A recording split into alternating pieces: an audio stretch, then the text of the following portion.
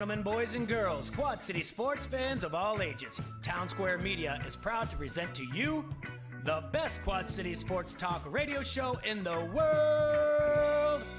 With the face who runs the place, T-Roy, the OG on the marquee, Jaybird, and the cat who runs the chat with the stats, Statman Surge. We are Don't Hassle Us, We're Local. We're not a Quad City sports talk radio show. We're not the Quad City sports talk radio show. We are your Quad City Sports Talk Radio Show. Welcome to the conversation, Quad Cities. But first, the dawn.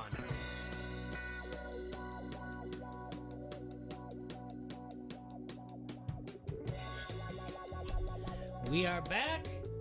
We are back. Adrian, you and me are in the studio. I got to set up your shot here on the Facebook Live. I messed it up, but other than that, we were back in studio. We got guests today. We got things to talk about. Yesterday, had the day off. I had some things to do. Did you get those things done? I did. Nice I got job. a lot done. Oh, There's a boy. lot of times you and I talk when we take a day off, or things come up, and then I go, I didn't do as much as I was supposed to. But we got it done. I got some things done. So See, that was me yesterday. That's when I should have done a lot more yesterday, and I just did not. You did not? I got a pedicure. All right. And that was fun. You know, I haven't That had one of sounds those like it. Yeah. in a long time, and you know, you can really feel the difference. Yeah, you can. I'm not gonna lie. It's not a bad thing. Not a bad thing It at happens, all. yeah. I forgot they massaged your calves too. That was fantastic. I know. That's fun times. That I could pay for that again.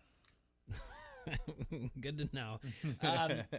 So let's see. We had yesterday. We took yesterday off. It's Thursday today. We're gonna actually have two guests, and we're gonna have Tim O'Neill in from MPX. Talk to him. He's been on here before. We're gonna have John Byrne on. He was a guest that was on previously when he was raising money for Leadville. We'll talk about that for autism awareness. What he raised money for. Then he ran the Leadville. It's an overnight marathon. The miles that he ran. We'll talk to him about that. It was in Colorado and his experience. So he got that done. Incredible story. Great guy, too. One of those guys that if you're looking to hire a motivational speaker, someone you should look into. So we have those guests, but we've got that and more. We've got college football tonight. A buttload of games. Let's see. Tonight we've got 16 games today. 16? 16 college football games today. We got 8 tomorrow, 57 on Saturday, 1 each on Sunday and Monday. That is 83 FBS games between tonight and Monday. So if you're going to watch tonight, Boise State will be at UCF. That kickoff will be 7 o'clock on ESPN. Ohio State's at Minnesota. And then that's at 7 p.m. our time. It's on Fox. Those are some big games to watch tonight. Friday night, number 10 UNC is at Virginia Tech. That'll be at 5 o'clock on ESPN. Michigan State and Northwestern, 8 o'clock on ESPN. Big time, big games. 2:30 kickoff, Iowa, Indiana. Barta has come out. The Iowa has come out and said, listen, we're paperless. You know, you're going to expect some slow times. So here's my advice to everybody. One, you can't. They also said they're changing all the tailgate rules. It's only until 6 hours ahead of time, so you can't get there at 5 o'clock in the morning and say your tailgate. It's 8:30. Gotcha. The public lots aren't going to be open until 8:30. That makes sense. Yep. Everything's paperless. They've come out and said they are doing just as much as everybody else. We're short of employees. Mm-hmm. There's going to be tons more gates, but there's almost 500 less employees. Really? Yeah, and for those that dealing with that, we do have to understand the day and age of technology. Some people aren't going to be okay with not having a ticket in hand. Uh-huh. And there are a lot of schools that are making up to the older crowd that I want to have ticket in hand. I've been collecting my tickets for years type of thing. I don't know if Iowa is one that does that. You can reach out or whatever else, but they're actually going to have booths that are going to help you with your mobile device. Mm-hmm. Everything that you buy, hands-free. Cash-free. So, and it includes beer and wine now for the first time. Yeah, it's a fun thing. I did see that a can of Busch Light will cost $8.50. Now, I don't know if that's 16 ounce. I'm sure it is. Yeah. It's got to be 16 $8.50. ounce. Yeah. Busch Light. Yeah. A little bit better than Wrigley. Okay, yeah. Fair. But we are not in Wrigley. We are in Iowa City. But that's a 2:30 kickoff, Iowa and Indiana. So, you think Pines could get away with that? $8.50 Busch Lights? I don't think so. I don't think I'm pulling the trigger on that. I don't think that will work out. I really don't. I think there'll be some backlash over that. So the Ridge would probably enjoy that for you. Yeah, I bet you they would. Yeah, there's a couple of that. Our friends at the Art Bar would like that as well. Art Bar would love it. I'm sure Wahlburgers over there at Hy-Vee would like that. Barrel House. Yeah, they keep naming them. Yeah, they'd all like it if we charge that. It better be a golden ticket at the bottom of that can if you're charging that at pints. That's all I'm saying. Yeah, but there's an idea. Yeah, get something. Yeah, a giveaway. So excited about the game going on. There's games tonight. Certain ones to look at. Some lines I've been looking at things, but again, we're one day closer to the NFL. But this many games, 83 FBS games between tonight and Monday, is an awesome thing. It gives you that normalcy. There's a big game on Saturday night. It'll kick off at 6:30. Number 5 Georgia at number 3 Clemson. That's huge. If Georgia wins that game, but they still manage to lose to Alabama or lose in the SEC championship, it's going to help a lot. It's going to help them a lot coming out. Yeah, Clemson on the other hand, it will help their resume if they lose that game. It'll obviously, ACC, no one's going to beat Clemson. Sorry. No, it looks like the only loss possibly on their schedule. Yeah, so if they win this, they're pretty much on their way to it. LSU at UCLA, that's an interesting one because, we had Emily Van Buskirk on the show, and she liked UCLA. UCLA covered spread. Now I think this is at, it's a very small, I think it's only 3. Yeah, LSU minus 3.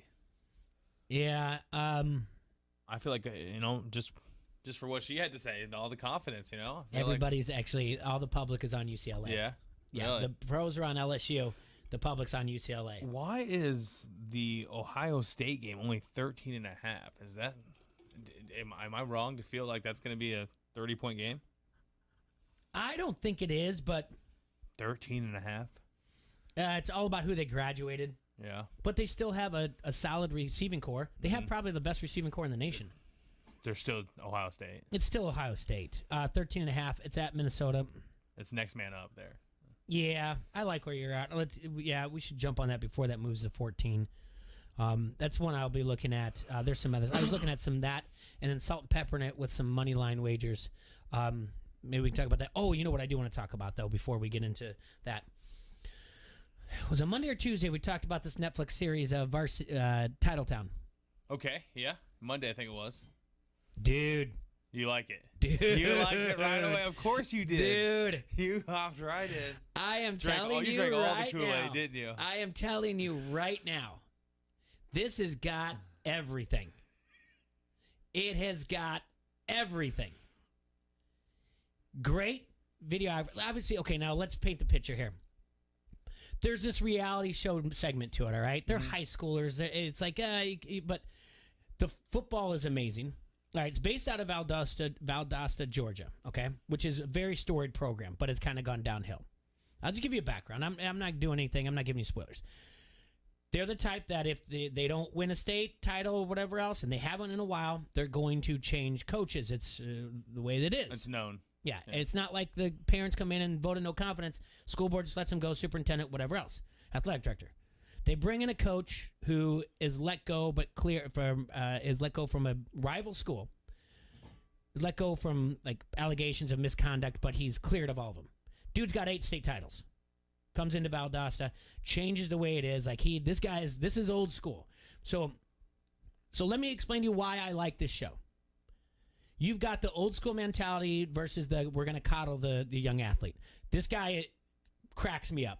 The things he says to these kids, I'm like, we need to hear more of this.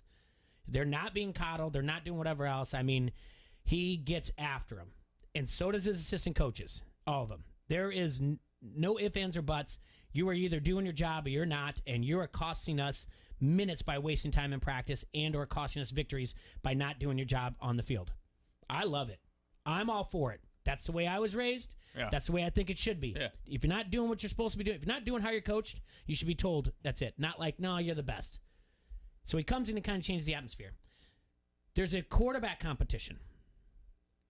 There's a story about a kid quarterback moves in from California because California doesn't allow football because this is 2020 that this whole thing was filmed because of COVID.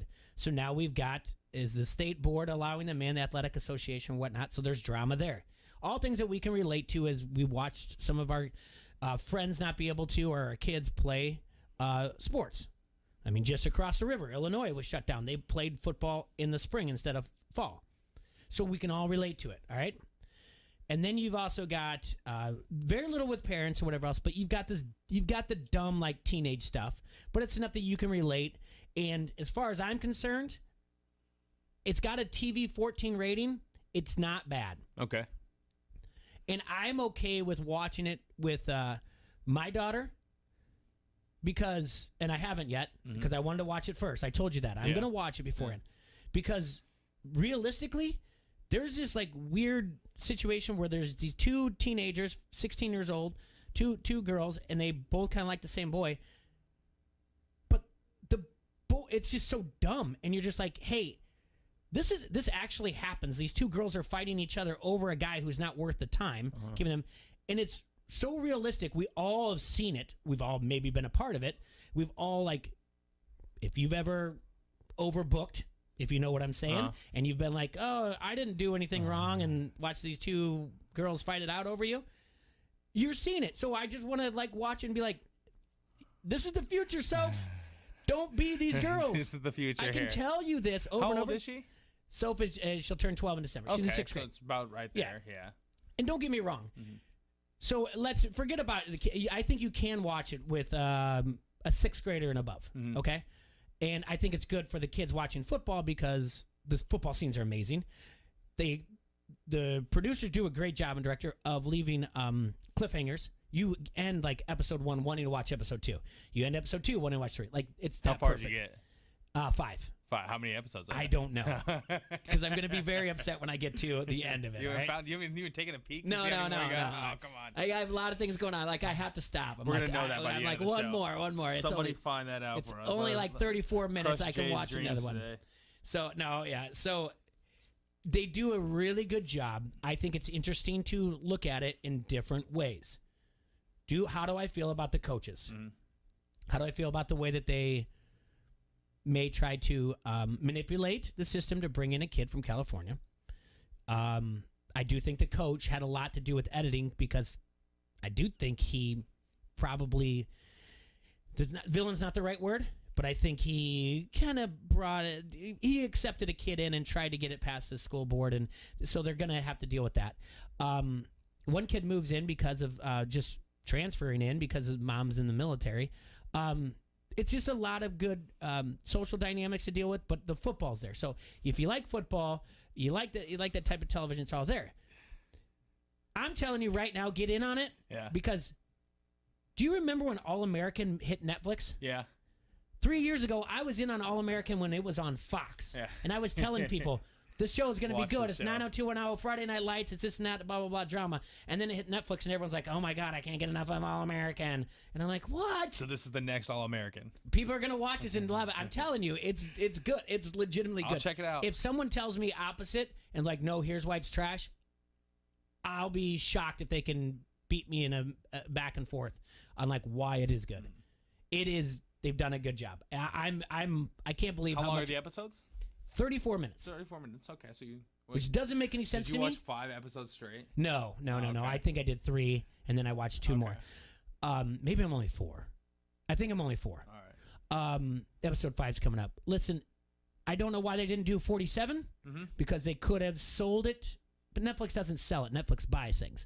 But to make it, because this could be an MTV show. I mean, obviously they did that Hoover show about Hoover, Alabama. It's right up there with that. It's just the editing and the football footage is so much better. What was it called? It was on Netflix, and it was called...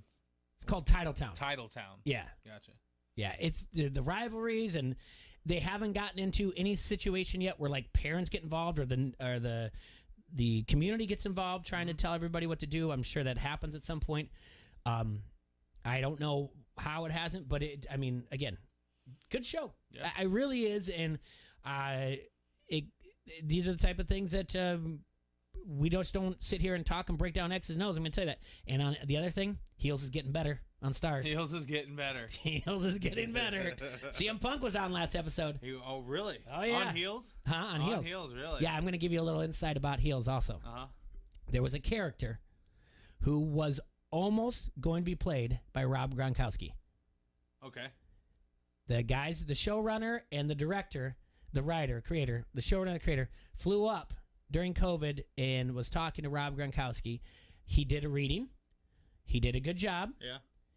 They gave him the part, and the next day Tom Brady called him, asked him to come to the Tampa Bay Buccaneers. Oh, damn. Yeah. So That'd have been fun. Rob Gronkowski, he's going to get an Oscar someday. Yeah, Who knew he was an actor? Right into That's a little insider because I listen to some things. I listen to podcasts. And I'm like, I need. Does the actor that does it now? Is he pretty good though? Still. Rob Gronkowski would have been better. Yeah. I'm not gonna lie. As soon as they said who it was, I was like, oh yeah, I could see that Should've been the because guy. I can see where they're going with the character. So 3 episodes of Heels, I'm telling you, it's in. I'm not gonna give. This is my Roger and Ebert moment, I guess, of what's going on television. But like I said, before your timeline gets filled up on Facebook, like hashtag Titletown, be like, already done that. All right, when Ohio State's up 21 tonight, I'm just gonna turn it off. Already done that. I'm writing about it this afternoon. All right. What to watch. I'm telling you right now. You got to watch this thing, and here's why. I really do. I can't say enough about these coaches. They crack me up because these are the things that coaches said to me growing up. And now everything is like, do you want to get, hey, are you thirsty? You want me to get your water bottle for you? That's not coaching. Yeah. You watch these kids where they walk around and everything, and I'm like, well, I'm glad this is still out there. I'm glad that he's going to catch flack. I mean, if you figured out Coach Probst, and it's Probst, you can find out why he was released. I think there was at the beginning of it, there was a video of him. I think he might have headbutted a kid who was wearing a helmet. It looks like in the video. I didn't go as far as to figure out why he was let go. He was cleared of any wrongdoing. Knocked him out. Knock the kid out too. I don't know. The Coach Probst does not put up with anything at all. But you can also see where he kind of evolves, where he's got it's very, as a former coach, it was very obvious how his motivation goes. Mm-hmm. And around episode 3, I think it was 3 or 4, it was apparent that that we were watching it, and they said, like, is he and I'm like, I know what he's doing. His motivation has changed this way. But I mean, he lays into him. He gets it. Oh yeah. It's dude. I can't wait to come walking in here. Turn it on. I can't wait to come walking in here. It's either be tomorrow or it'll be probably Tuesday because Monday's Labor Day, and you'll go, I'm in. Dude. Yeah. Guess what I watched. Yeah. See, like, here's the worst part. And then the worst part is you're going to watch all of it. I'm going to watch and I'm all going to be of yelling it. at you, go, no spoilers. I don't have time to do all that. I will not stop. That's the problem. He's like, and you're like, oh, what did you see it? I know for a fact. Every episode. So I'm telling everybody out there, watch it now. There are 8 episodes, Jay. There are 8 episodes. Hey, check out this Facebook chat. We got somebody that's a big fan. Oh, really? If I could say his last name, I would say his last name, but I am not there. Well, I'm glad. Usually it's you watch trash television, which, by the way, I do. So no, he loves it. He is good because I'm telling you, I feel like I stumbled upon something, and usually, it's not that I was like, I mean, I wrote this morning on ESPN 1170 something we've talked about over and over, and it was about fantasy football and what it says about you. Mm-hmm. I trashed the standard redraft. I mean, just trashed the people, and I don't feel bad about it. But but I planned on this afternoon being like, you got to watch this. Mm-hmm. Like, you just got to. And I think, and that's where I think it fell in line with everything was, where do I look at it of certain things? Where do I look at it as a coach that I was, the way I was coached, and where I think things are now?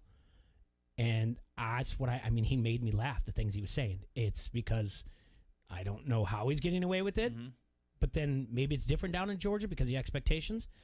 Or maybe I'm now just groomed by these idiots that think that their kids are automatically going to be All-Americans at the age of 9, and that the coaches are just bought and they're just not supposed to coach them because they all have a hitting coach or a passing coach or a kicking coach, and stop telling my kid what to do. That's what made me laugh. And then I started looking at it as like, because originally, like I said, to put a bow on this, I watched it only because I wanted to make sure if my daughter could watch it, and even my son who's 9, maybe you could watch it. And I really think they can. Mm-hmm. There's reference to underage drinking, but there's no on camera. Okay. There's no sex on camera. There's no there might be reference to making out, but there's nothing else. There's nothing that crosses the line. You said there was no nudity. So yeah, there was one F-bomb, but it was bleeped out. Yeah. Was it the coach? No. Oh, And really? the coaches the coaches are they're harsh, but they're not dropping it. No, it was by a 16-year-old girl in the love triangle. Mm-hmm. But again, then that makes decent editing. It got a TV 14 rating, but it's good. So, I enjoyed it. So, good. And Netflix, Erickson's asked what it was. It's Titletown that's what on I Netflix. asked you real quick, earlier. Awesome. Well, I guess that's enough of that. We talked about everything there going on there. We're going to do a recap before we take a break. Mets have had a really weird week. Yeah. Went from thumbs down to having a party at the owner had a party, and the GM was there and the player was there, and the GM Zach Scott got a DUI on the way home from the party. That's on all the Mets for letting him go. It's not like he was at a watering hole like it's somewhere else and decided to do 110. Somebody's got to tell him no. Did he have was he coming from the party? He was coming from the party. Is that what they're saying? Okay. Yeah. I didn't know if he was coming from somewhere else. Maybe stopped afterwards. He attended, according to his ESPN's Jeff Bassan, he reported that Scott attended a fundraiser at Steve Cohen's house in Connecticut on the night of the arrest. Fundraiser. But players were there, everyone else. So what a weird week. We talked earlier in the week about Mac Jones getting the start. Obviously, it's Belichick is just kind of like we're working on the future and the now and the future, and Cam Newton probably was just the now. Josh McDaniels had a few things to say about him, according to CBSSports.com. He said about Mac Jones, when you look at the whole body of work since he's gotten here, he's been well prepared each day to come in and do the things we ask our players to do. He's improved. He's generally taken care of the football. He also said, I really feel confident about Jones' approach. He tries not to make the same mistake twice. He's really shown a strong aptitude at a young age to put those mistakes behind him. And finally, on Cam Newton, he said, I have a tremendous amount of respect for him as a player, as a human being. He knows how I feel about him. He did everything he could to try to help us win. Last season, Cam Newton went 7-8 as a starter, recorded 10 interceptions and only 8 touchdowns. There was talk out of camp that he was supposed to be, he looked better as he was fine before COVID, and there was talk that he was back. But we all know the talk out of camp is usually he's in the best shape ever. He's ready to prepare. I mean, it doesn't, even the guys that got cut, the beat writers were saying he's in the best shape ever. Yeah. You know, he's ready. He came ready to prepare. We're really happy to have this person here. He really understands where we want to go as a team. Things you just say out loud. Yeah, exactly. So, but we're going to take a break, and then when we come back, we're going to have Tim O'Neill in here. We're going to talk all things from MPX to Assumption's new football field, and we're going to go back to coaching in general because he's a tremendous coach in high school.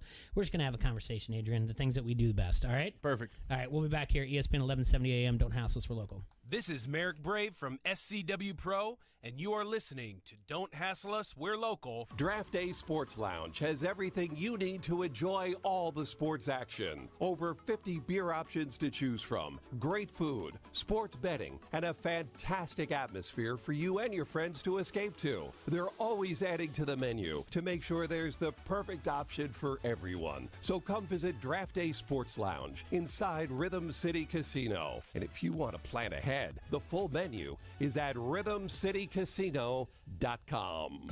What's your car's monthly payment? There's a good chance that First Midwest Bank can lower it. Just like refinancing a mortgage, First Midwest Bank can refinance your auto loan too. That means lower payments, lower interest rates, and higher monthly savings. Plus, you can wait up to 60 days to make your first payment. Go to firstmidwest.com/auto refi to apply and drive down your car payments today. Member FDIC, subject to credit approval, vehicle insurance required. QC Fit Fest is a whole new, interactive, engaging, and educational health and fitness expo that brings fun for the whole family to the Quad Cities, Saturday, September 11th from 11 to 6 at the River Center, downtown Davenport. If you're on a health and fitness journey or just want to take the confusion out of where to begin, QC Fit Fest was created just for you. Learn about your favorite health and fitness topics from some of the leading experts in their field. Get active with the Iowa Army National Guard. Climb their rock wall, bring the kids for their inflatable obstacle course, and interact with over 40 vendors. Get more info and see what else we're up to at qcfitfest.com. Start fall with everything to do business better during Dell Technologies Labor Day event. Save up to 45% on select business PCs with Windows 10 Pro. Power your workday with savings on Dell servers, monitors, docks, and other accessories, plus free shipping on everything. Do more with modern devices and Windows 10 Pro. Call 877-ASK-DELL for a Dell Technologies advisor advisor who can help you find the right tech. That's 877-ASK-DELL for business specials during Dell's Labor Day event. Football, tennis, cross country, golf, soccer, volleyball, water polo. Fall sports are back at Augustana College. And the best way to watch sports is with all your friends, alumni, and fans of the men's and women's teams of the Augustana Vikings. Kickoffs and season openers are afoot as the stars of Augustana College take to the field, the courses, and court of the Carver Center and lace up those shoes for an amazing season that we've all been waiting for. Check complete fall schedules at augustana.edu. Augustana College, a family-friendly front row seat to big-time small college sports. The Circle Tap in Davenport is your place to catch all the action this football season. Enjoy $2 cans for every Iowa and Iowa State game. Enter for halftime door prizes and a weekly backpack cooler giveaway valued at over $100. Watch all your favorite NFL games on one of their 16 flat-screen TVs and book your holiday event now on the heated patio. Enjoy great food, great drinks, and great friends all season long at the Circle Tap, West Locust Street, Davenport. Hi, I'm Mike Yam with NFL Network Now on the Westwood One Radio Network. The destruction caused by Hurricane Ida will keep the Saints away from the Superdome for the start of the regular season. The team's Week 1 home opener against the Packers will now be played in Jacksonville. After 2 road games, the Saints hope to play in New Orleans again in week number 4. The roster shakeups continue around the NFL Wednesday as the Cowboys signed veteran running back Corey Clement and ex-Panthers QB Will Grier as a potential backup to Dak Prescott. Meanwhile, the Vikings brought back Pro Bowl defensive end Everson Griffin one day after releasing him, while the Patriots did the same with Brian Hoyer, signing the QB to their practice squad. Elsewhere, Colts wide receiver T.Y. Hilton and Ravens first-round pick Rashad Bateman will both begin the season on injured reserve. They're eligible to return in week number 4. But Vikings tight end Irv Smith Jr. will be out a little bit longer. He's expected to miss 4 to 5 months after knee surgery. This has been NFL Network Now on the Westwood One Radio Network. Texting enrolls you into reoccurring automated text messages. Message and data rates may apply. Come on, one more rep. You got this. 10. There it is. Nice work, man. You're a beast. Thanks, man. I feel better than I have in years. And I got to tell you, taking Nugenix makes a huge difference for me. Nugenix? That's the testosterone booster with TV ads with Frank Thomas. The big hurt, right? Oh, yeah. This is a legit product. The key ingredient is Testofen, which helps boost free testosterone levels and increase lean muscle mass. Well, it's clearly working for you. Hey, are they still giving out complimentary bottles for people to try for themselves? Yeah, Nugenix is a great way to increase lean muscle and feel stronger with more energy and endurance. Man, I need to get a complimentary bottle of Nugenix. No problem. You just got to send them a text. Text BEACH to 42424 right now for your complimentary bottle of Nugenix, the #1 selling free testosterone booster at GNC. Nugenix samples are not available in stores, so text BEACH to 42424 right now. Text BEACH to 42424. Text BEACH to 42424. Download our app today to get breaking news sent right to your phone. Never miss a thing. From the Quad Cities sports leader, ESPN 1170 AM. Hi, this is Derek. And this is Skip. We are the twins from Arbar, Davenport. And you are listening to Don't Hassle Us, We're Local. On ESPN 1170 AM.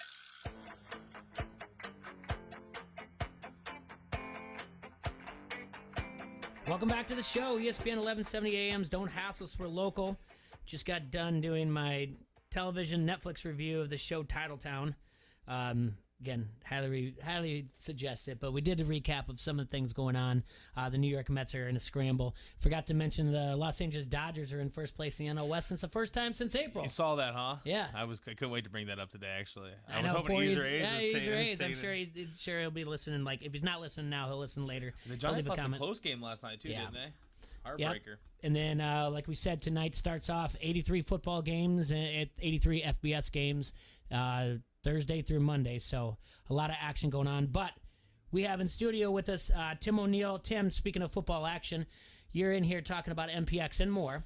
But tell everybody about MPX. It's going to be at Pints this weekend, Iowa-Indiana game. The game's at kickoff at 2:30. But tell us about MPX. Yeah, so mobile party experience. It's our party trailers. We've got 3 of them. We've got the Baller, the Shot Caller, and the Rock Star. It's a good time. So we're going to kind of feature those out at Pints on Saturday, just kind of our second year anniversary.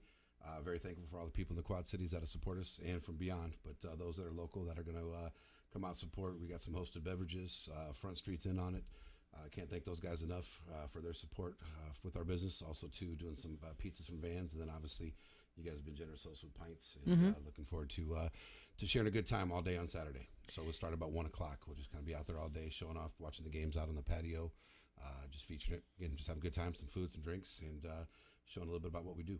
You got take me through them again. The baller, shot caller, and the rock star. Yes. These have anything from 2 to 3 flat screens on them, satellites on there. You can get NFL tickets. So basically, if we're looking for a place that's similar to Pints or whatever else that wants to have the outdoor atmosphere, I mean, obviously now everybody's got like an outdoor television, but this just expands something more for like places like myself. But you can rent this thing for tailgates, right? Correct. Yep, tailgates. Yeah. We do actually, tailgating obviously is a big part of our business, but it's actually not the biggest. We do more corporate type customer appreciation, employee appreciation, like right after work, you know, kind of that happy hour type crowd. Sure. We do that all the time, and it's all different days of the week. So that's actually been one of our biggest parts of our business. Because you guys can also hook up kegs there too. Correct. So if they bring in a keg, it'll be in there, and so it's flowing. Like you guys have a restroom in it. You got TVs, you got a charging station. You can set up for gaming, a grill. Yep. Like you've got everything that you think of, and that's a great idea for like corporate events that people are just like, instead of just like we're gonna bring in a food truck, like let's just have some fun. The grill's there, and you know someone always wants to volunteer time, you know, pouring a beer or doing whatever else or grilling or whatever else, instead of just like we're gonna have a pizza party. Let's have a real event, and you know there'll be a game on. You can, especially a situation when you have all these games, you can catch something on a Friday afternoon and watch a game, have it on there, and just enjoy the time. Sure, and it's nice because you know the rock star and the shot caller have 3 TVs, so you can watch 3 different games on 3 different TVs. So you can get that sitting inside of a bar experience, but yet be outside, enjoy the weather, and again truly enjoy the fall here. Oh, absolutely, and it's a good thing, and the weather's like perfect right now. So how did you come up with the idea? A failed experience with my wife's 40th birthday, going up to Iowa City when the Hawks were playing my beloved Panthers, and we thought, hey, let's go up there. We took a party bus up there. Oh, we'll take this technology. We'll do this. We'll do that. Failed miserably. We had people trying to bring us cords, extenders, all this stuff, driving up from Davenport. It was a bust. We had fun because we make it fun no matter where we're at. We make it fun. But it was just that kind of was the thing that was like, all right, there's got to be a better way to do this. And then my son, who had graduated from North Dakota State, we followed the Bison around the country, in Texas, all over the place, watching those guys. He was affiliated with the football program, and their tailgate is second to none. And so, I mean, a lot of those people had RVs, all this stuff. And I'm like, all right, there's got to be a way. So I just kind of want to do something for our family. And then I'd like, oh, man, that's expensive. And then I got talked into, well, why don't you start a business? And I did a little research, and there wasn't really anybody doing it around here. And closest was Kansas City and Lincoln, Nebraska. And then all of a sudden I bought 3.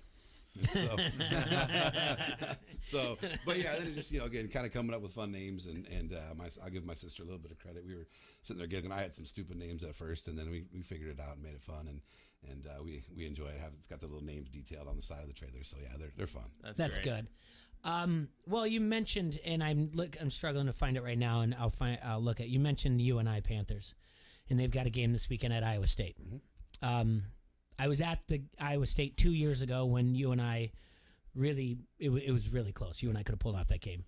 UNI could have, not UNI, but UNI Panthers could have, which was a fun day, by the way. That was a day I went to Iowa State, UNI, and then I traveled to Iowa City and I watched Iowa at night. Yeah. So a good memory of mine. I don't know the line. I'm going to find it. I actually like UNI in this game. No disrespect to Iowa State at all. I think UNI's got a good team this year. Yeah, and I think, too, people have to understand, like, that FCS level, that a lot of those guys, that level became extremely competitive back when I was in college, when the scholarship went from 105 down to 85. So all of a sudden you got 20 guys that are scholarship guys that are now at that level that can play ball. But again, a lot of those guys might be, an inch too short, might be a step too slow, but they can still play ball. And then what you're seeing is that, like, they play with the chip on their shoulder. And then when you get those interstate rivalry games, they may not got recruited, may not got that offer from Iowa State or an Iowa or whoever, and again, they don't get a chance to play in front of that many fans all the time. Yeah. So there's an extra layer, that's a significant extra layers for those guys in those games. I'm glad you mentioned that, because I think that's something we overlook when Iowa State does play the University of Northern Iowa, but it's something that's repeated the next week when Iowa State will play Iowa, and it will be, well, this player only got a preferred walk-on by this coach. So same thing. Next week you'll hear a lot of some in-state guys that have grown into maybe preseason Big 12 or whatever else, that they're like, oh, I was only preferred walk-on. Same thing with UNI Panthers. There's going to be guys that are in state that are like, well, yeah, Campbell only offered me this, whatever, or, they have that chip. So we have to remember that. As much as you're going to use that next week to make the case against Iowa State over Iowa, same thing you're going to have here. I like UNI. I like what they're doing here. I think, what happened last year, they played in the spring, but all the reports I'm reading, everything else, they sound like they got a good squad. They really never suck, right? No. Like they've got a coaching staff. They've turned some coaches over that have gotten other opportunities, but Mark Farley's been there for quite some time now. I think it's like 21 years. Yeah, I left 2000. He came in probably 02 maybe. Yeah, okay. It was definitely Coach Dunbar was still there a year or two after I left. Okay, so he's looking at 19, 18 years or whatever else. Yeah, for sure. But it's weird. I can't find a line anywhere. Okay, it's maybe because it's a FCS school versus FBS, but that usually you can still find it though. I mean, I'm sure if Alabama was playing them, you'd find a line. Mm-hmm. So, but have you been following a lot what's going on with college football though? A little, more of just a schedule who's playing, just because this MPX business is just kind of some of the big matchups and this and that. But I mean, not overly. I mean, again, I tend to not necessarily watch teams. I watch coaches. I want to see good coaches that. Again, I'm a huge Nick Saban fan. I want to see what they do. Why are they so good all the time? Is it just recruiting, or is it that they're doing the right things all the time to draw those people in? I want to see people like a Bill Belichick do really well all the time, because it's hard to win at that level all the time. It's true. I certainly respect that. And I like that aspect of it. And I guess when we're talking about coaching, because I think I laid pretty heavily on coaching when talking about that show on Netflix, and it's interesting to me. And Tim, you're a coach. You do track and field for Assumption. Are you still doing cross country? Nope. Okay. I gave that up to start the MPX. So. Okay, but you're still doing track and field. And great program at Assumption, and we've talked about this before, but still, like, there is a change, and there is. There's been a change from when you were coached. There's at Assumption, and not to say King's still there, but you have to evolve as a coach because you have to deal with different personalities. You have to deal with parents. I was saying about this show, Titletown Netflix, these coaches, they're still they're brutal what they're saying to these kids. And I don't want to say brutal, all right? They're realistic. How's that? They're realistic. You're not doing your job, and if you can't do your job, you're no good to me, so you shouldn't be a starter. How's that? That's not brutal. I think that's just being honest. Yeah. But I think things have changed where you have to sometimes coddle to not only the athlete, but to the parents and everything else. Do you agree with that? Yeah, again, I think that sometimes being too direct gets taken as a negative, where I would look at it as word economy, right? Like, you are what you are. And it doesn't mean that because I, as a coach, or this person as a coach says that, doesn't mean you have to be that way. It's a starting point. It can always move, right? Right now, you might not be that contributing kid, but do A, B, C, and D, and this is what you have to do to that. But sometimes that gets taken as a negative connotation versus, well, no, this is what it is now. Get better or get worse, and then you don't have that position where you're at. Well, that to me sounds like coaching. I mean, 100% sounded like coaching to me. Yeah, coaching. Yeah, teaching. Yeah, educating. All the above.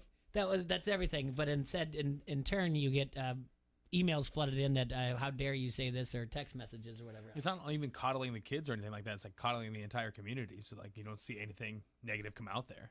If you're tough on the kids. Yeah, and that. But then on top of it, if you don't, then you do have armchair quarterbacks in the stands, and they do whatever. Blah blah blah. The mobile party experience. Is there any type of tailgating going on for Assumption's big night tonight? There may be an MPX in the trailer going on. It might be hooked up right now, and I might be heading straight over there after this. I knew it. We'll see what goes on. So I read about this today. Obviously, we've been following this. This is something that started in 2016. Assumption's finally getting their own field after years. You played at Brady Street. You played at Brady Street before it was turfed. No, it was grass. You played at Brady Street. Grass. You mud. say that? You say it again, mud. Yeah, I don't know. Week 1 or 2, maybe it was grass. But by the time playoffs came, you were not playing on grass because you had Thursday, Friday, it's Saturday football with St. Ambrose, and St. Ambrose staying there for another year. And then you had kids playing there as well, the youth league. So there's no way there was grass there by the end of it. But if you really think about it, if you look at, like King said today, he's like, this is how much we pay for 4 games a year. We don't get the concessions, and we have to pay for security. All of that makes sense to me. Like, it's just like, this was a no-brainer. Sure. I'm happy for this to happen. I know it's he called it a soft opening type of thing because the stands aren't done yet. Correct. Bring a chair. which is going to give it your own feeling of like Pee Wee football. Not to say Assumption because it's not. And by the way, Assumption's playing Waller tonight and they should win. But it's just you're having the atmosphere that you're part of something. And I'm happy for Assumption that, they dealt with a lot with the city.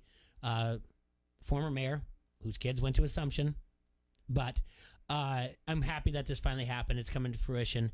And it's something that they can give ownness to for the Assumption the community. Yeah, a lot of people are calling it a football stadium. As a track coach, I take a little offense to that. But, sensitive culture these days. But it's a track stadium. It just happens to be a football field in the middle of our track. Yeah. But no, we were joking about that yesterday with Coach King. I was down there. Actually, I was in Chicago picking up these big rolls to help cover to protect the track. So the football team, when they come out on the cleats, they have a couple of them, but they need to add one. So I was able to lean on one of the guys that I know that has some rubber surface up there. So I picked it up, dropped it off, cut it, measured it, got it all out there. So yeah, we were joking about it, but it's exciting. It's beautiful. And what's really cool is like the physical structure that's there right now is actually going to be the visitor bleachers, but it'll serve as the home bleachers right now. But it's concrete. It's got the levels at grade, so it's like you're actually going down almost into like a little mini bowl a little bit. Yeah. And by the time the money's raised and the next phase gets done, it'll be beautiful. It's been a long time they phased it out. Obviously the parochial schools don't have that low-hanging fruit of those public dollars that they get. So there's been a lot of people that have sacrificed a lot to make that happen, and it's here. And That's great. It's gonna be exciting. Well, then I apologize, but I realize that looking at the thing that the track is on there, but you guys are going to be able to host track meets and everything else. Yeah, so this is for 21 years now. I've been the head coach. I've never had a home track. So I've hosted at Beddendorf. I've hosted at Augustana College. I've hosted at Brady Street Stadium. We literally are, mobile party experience. We're a mobile party track program. Yeah. So we're literally throwing everything we can in cars. The starting blocks go in the kids' cars. The Downport schools have been really good to us. Downport North has allowed us to practice there, but 5:30 at night. It's not your traditional right after school track practice, but again, once we get outdoors, there's some cold, chilly nights when it's the sun goes down and we're out there trying to get a workout in. Yeah, everybody wants to see you come when you're paying them to host their event, except for when it comes to Des Moines and Drake and everything else. When you guys are taking their titles back with you. Yeah, so. right. We always save a spot in the car with first seatbelt. So. I think it's going to be awesome for Assumption. It's the shocking thing is. The question was around the area, and it was answered today in the article in the Quad City Times. Why on Thursday nights now if they don't have to share it with Davenport? And it's because? Officials. Not enough. 100%. And the National Federation of High School has been putting out the emails that I get flooded with become an official today. I feel like I get one every couple of weeks. That's a nationwide issue. And I guess who wants to sit there and just get berated all day, every day, all night, every night? By parents, by coaches, and by sometimes even players. It's a tough gig out there for people that are doing it for the most part, not for an extra paycheck or a little beer money, but people that really genuinely love athletes and sports and want to be a part of it and contribute. And it's brutal. There's just not enough of those guys out there. No, not at all. I know a friend of mine who is she's an athletic director at one of the intermediate schools in Davenport, and she's calling former coaches just to be like, I just need help I can't. The kids need to play, but I can't schedule anybody, and it's a problem. But for those out there, like, why on Thursday when now you can do it on Friday Night Lights? That's a reason, and I think it's smart. That's anticipating the problem to be like, hey, for this season all our home games are going to be on Thursday instead of struggling. It takes one less thing as the athletic director to worry about when all right, we can get people in here to referee to officiate the game. Right. Fun fact for you. So my senior year in high school, we played on every night of the week except for Tuesday. Huh. Really? Even on a Sunday. You guys did? We did because the Lord's Day. We did. Oh, we came back at noon because that's the that's in our diocese. We can't do anything before noon on a Sunday. Yeah. But we had a game Saturday night actually against Beddendorf. We played the Saturday night after I believe an Ambrose game, and it got rained out. Lightning had to come back at noon. Oh, I think I remember on that. Sunday. Yeah. And then back then you had your Wednesday was your first round of playoffs, so we played that, and then the second round was on that Monday.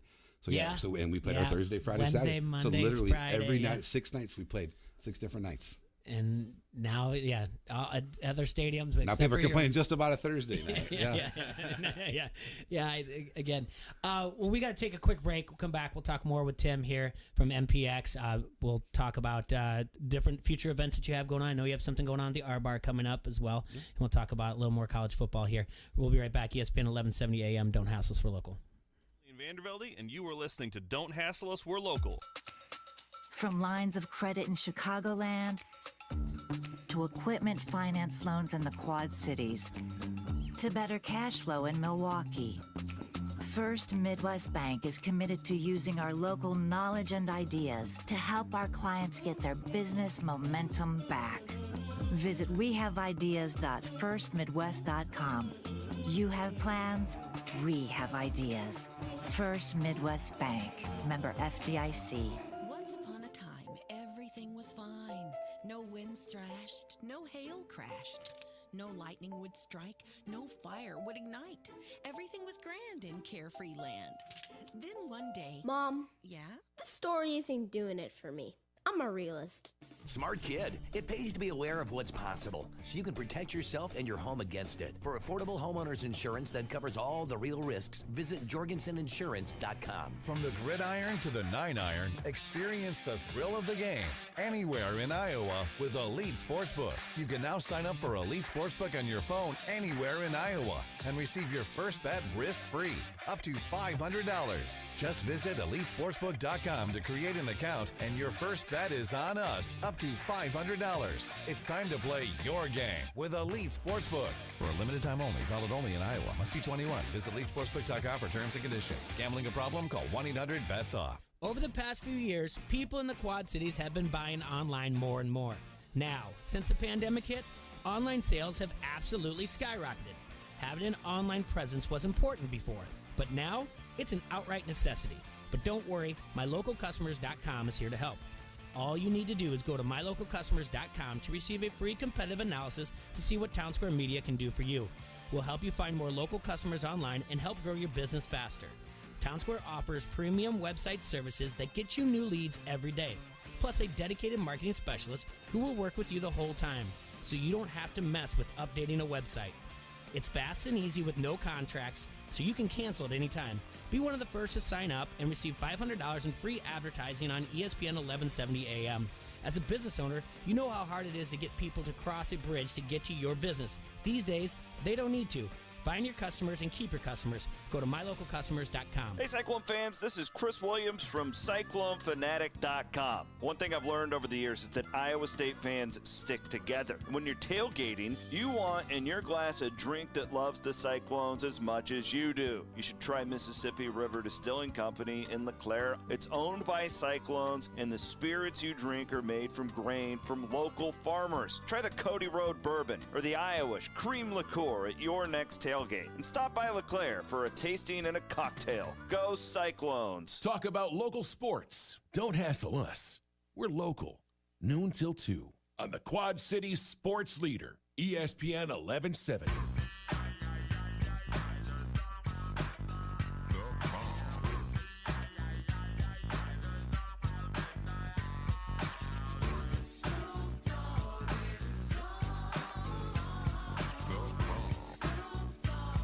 We're back here, ESPN 1170 AM. Don't Hassle Us for Local. Tim O'Neill is in studio with Adrian and I. We're talking about, all things from MPX, and we're going to get to that in a second, to what's going on at Assumption, to coaching. Not what's going on, but Assumption's kickoff tonight for their brand new stadium against Dubuque Wahlert. Again, I like Assumption to do well in that. But real quick, on Saturday, 2:30, Iowa versus Indiana at Pines, 5268 Utica Ridge Road. MPX, a mobile party experience, will be there. It's going to be parked out in front of the patio. We got TVs up there. We'll have the game on. We have specials, everything else. I'm telling you, did I miss anything here, Tim? Food, Vans Pizza coming Vans in. Pizza. Yeah, we have some. We got some swag we're giving out. Swag will be given out. MPX Good. swag. We've got some Front Street swag we're giving out. So yeah, looking forward to it. And again, like Tim was saying, this is also something that's not just for that we put at bars. It can be for tailgates. You can rent it, and it can be for corporate events too. Correct. So you have another thing set up at the R Bar, I believe, in October. Yep, October 1st, that Friday night game. Okay, Is it Maryland? I think? I believe it's Maryland. Yeah. So going out there, see Skip and Derek. Yeah, it was nice to hear their little commercial. Yeah. So yeah, good guys, man. He's been one of our favorite bartenders for years, and so. When he got out there, he's like, "Hey, I got this patio." He's like, "Can we get it out there?" I'm like, "I went out there. I'm like, yeah, we'll make it work." So, yeah. So we're gonna go out there. Yeah, I'm excited about that too. So take a look there, Adrian, and see what Fricks can do down there. Absolutely, yeah. See what's going on. I liked it when I saw it at the Redneck Open. I thought it was pretty awesome. Oh yeah, so you set it up at the Redneck Open? Had it at the party hole out there. We actually had two of them out there that day. We had one when everybody came in, and because it's got a microphone and it's speakers, so you can actually talk, make announcements. Yeah. So it worked well for Brian. And then we had it back at the party hall, just had some stuff playing, and just had some music going the whole time. And you played in it too? No, I just you did not play. So we have a fundraising component and a charity component. Okay. So I will, for different events, we try to do one a month. And since I put them away in the winter time, I try to make up for 3 months. So we do golf outings.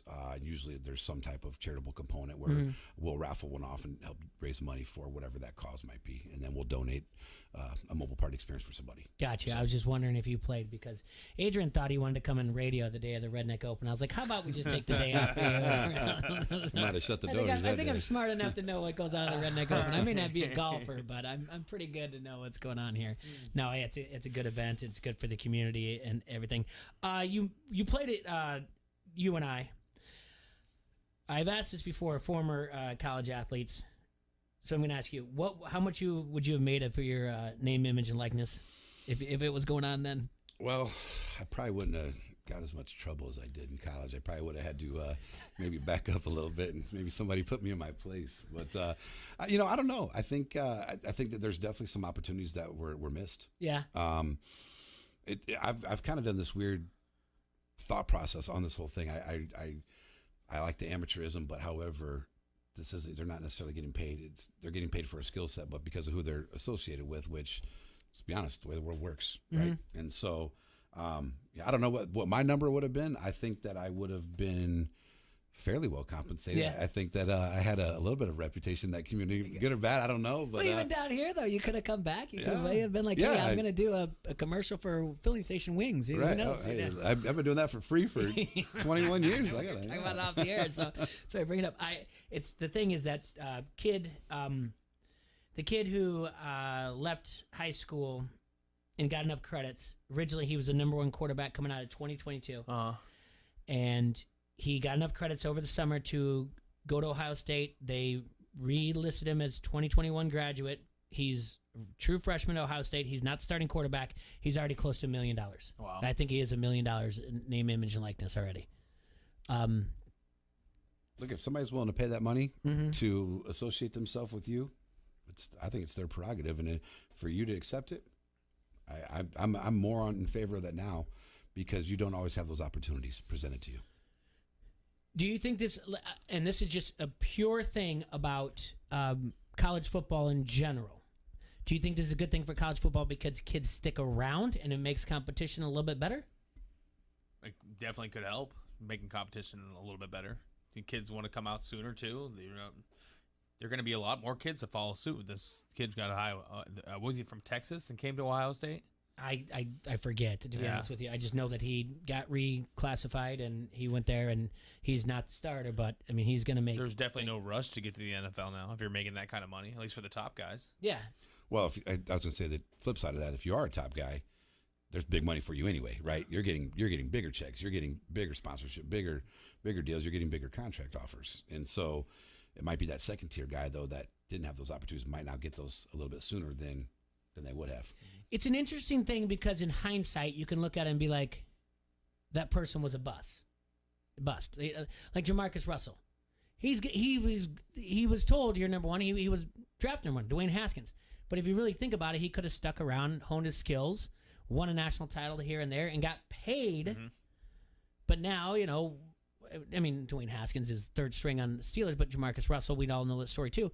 But they could have made some serious cash, and they could have been big man on campus, big fish in a little pond, just for a few more years, instead of being thrown into a locker room and sometimes the playbook thrown at him too much, and the game's much too fast for him. Well, I think if anything, it just gives guys that option to do that, right? And again, like some guys might not be ready for the NFL. And again, we know that the college game doesn't always equate to the NFL, right? Certain quarterbacks have done well. So again, for those guys that might need to change an aspect of their game, gives us certainly an opportunity. But I think it's also going to be close to the thing of when we're in basketball season and they can enter the draft portal, and the coaches say like, yes, you should go. They're honest with them, or you should probably stay a little bit more. Or they get scouts that tell them. I think you might be able to have the same thing.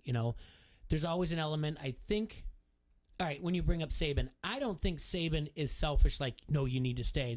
He's gonna say, you're good enough to go. But he's out. Then I think Saban's decent enough human being to say, like, there are some things that you can tweak with maybe one more year that will elevate you to the next level. And why not stick around and make some cash while you're here? Well, I think that's what great coaches do, right?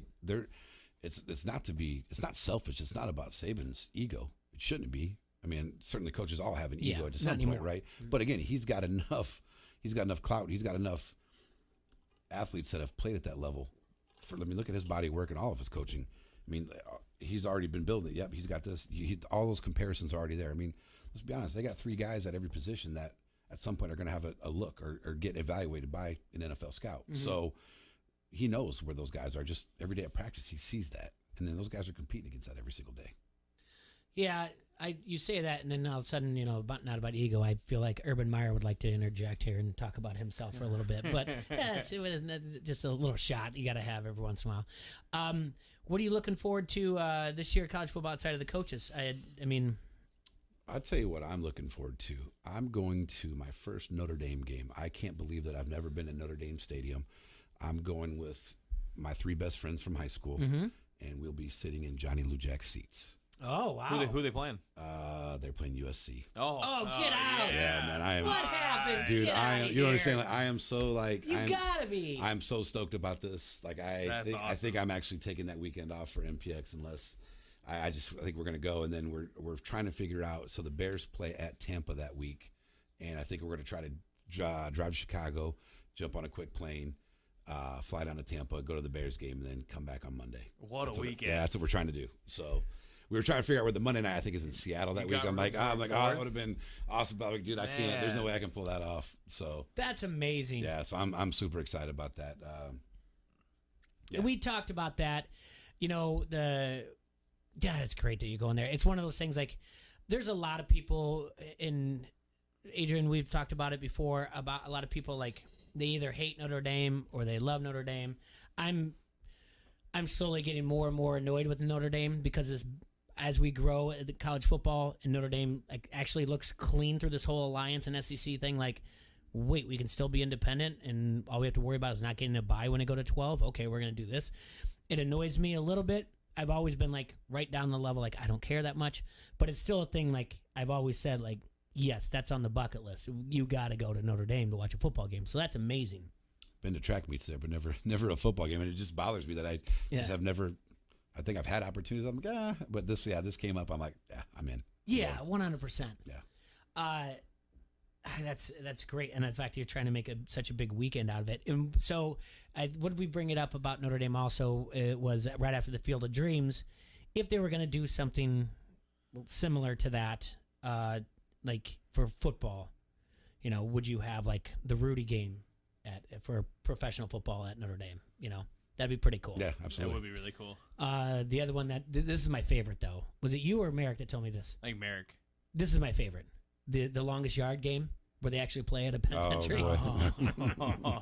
It would never happen because no seats would be sold or anything like that. You can't make any money, but that'd be my favorite recreation of a movie for football. I don't think there's much else out there that would be good unless it's the Batman where just the field explodes while you're just running down things or anything like that.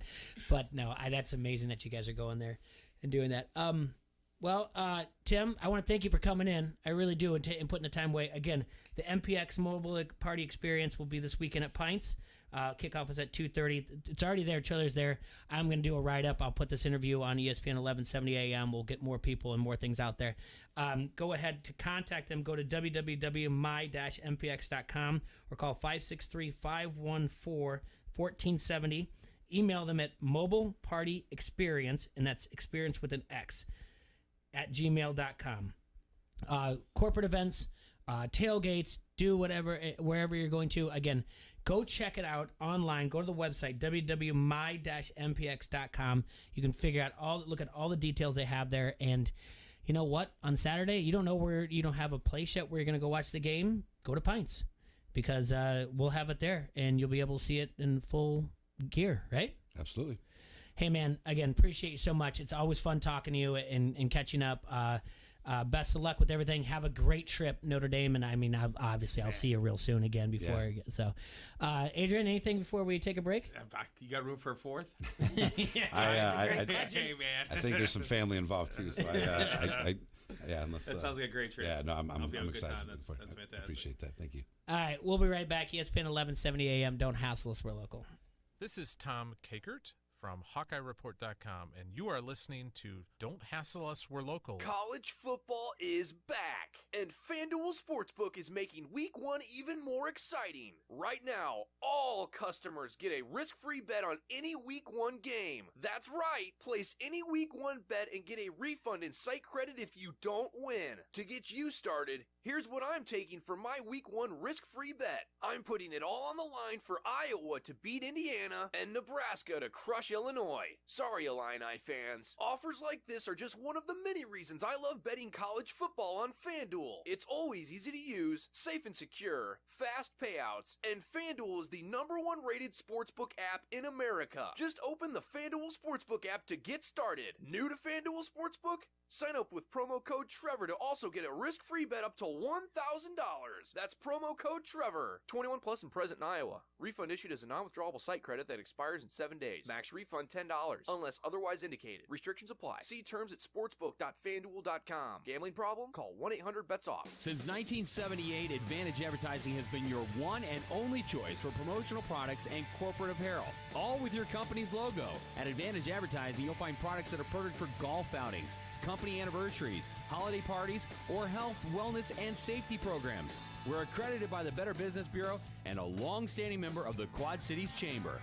Visit AdvantageAdvertising.us to see all of the possibilities. Advantage Advertising, a proud supporter of Iowa State Athletics. When you open an essential business checking account at First Midwest Bank, you'll earn a $500 bonus. But that's not all. You'll also have your own local banker who knows your business. A $500 bonus plus a local bank to help you succeed. That's banking with momentum. Visit a First Midwest branch to open an essential business checking account by November 30th, 2021.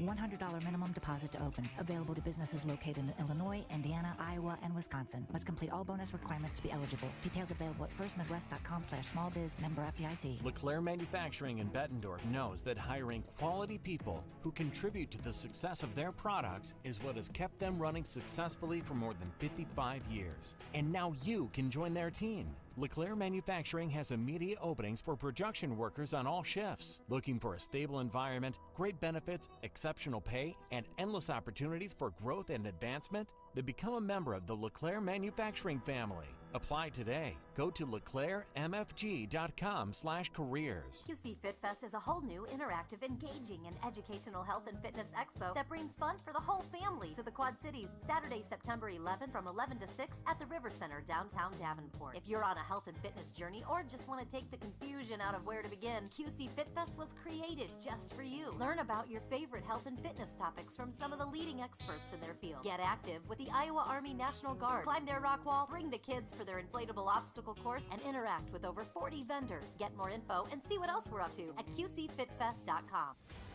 Hi, I'm Mike Yam with NFL Network Now on the Westwood One Radio Network. The destruction caused by Hurricane Ida will keep the Saints away from the Superdome for the start of the regular season. The team's Week 1 home opener against the Packers will now be played in Jacksonville. After 2 road games, the Saints hope to play in New Orleans again in week number 4. The roster shakeups continue around the NFL Wednesday as the Cowboys signed veteran running back Corey Clement and ex-Panthers QB Will Greer as a potential backup to Dak Prescott. Meanwhile, the Vikings brought back Pro Bowl defensive end Everson Griffin one day after releasing him, while the Patriots did the same with Brian Hoyer, signing the QB to their practice squad. Elsewhere, Colts wide receiver T.Y. Hilton and Ravens first-round pick Rashad Bateman will both begin the season on injured reserve. They're eligible to return in week number 4. But Vikings tight end Irv Smith Jr. will be out a little bit longer. He's expected to miss 4 to 5 months after knee surgery. This has been NFL Network Now on the Westwood One Radio Network. Texting enrolls you into reoccurring automated text messages. Message and data rates may apply. Come on, one more rep. You got this. 10. There it is. Nice work, man. You're a beast. Thanks, man. I feel better than I have in years. And I got to tell you, taking Nugenix makes a huge difference for me. Nugenix? That's the testosterone booster with TV ads with Frank Thomas. The Big Hurt, right? Oh, yeah, this is a legit product. The key ingredient is Testofen, which helps boost free testosterone levels and increase lean muscle mass. Well, it's clearly working for you. Hey, are they still giving out complimentary bottles for people to try for themselves? Yeah, Nugenix is a great way to increase lean muscle and feel stronger with more energy and endurance. Man, I need to get a complimentary bottle of Nugenix. No problem. You just got to send them a text. Text BEACH to 42424 right now for your complimentary bottle of Nugenix, the #1 selling free testosterone booster at GNC. Nugenix samples are not available in stores, so text BEACH to 42424 right now. Text BEACH to 42424. Text BEACH to 42424. From the Vegas Gaming Cafe, this is the Quad City Sports Leader, ESPN 1170 AM, KBLB Davenport, a Town Square media station.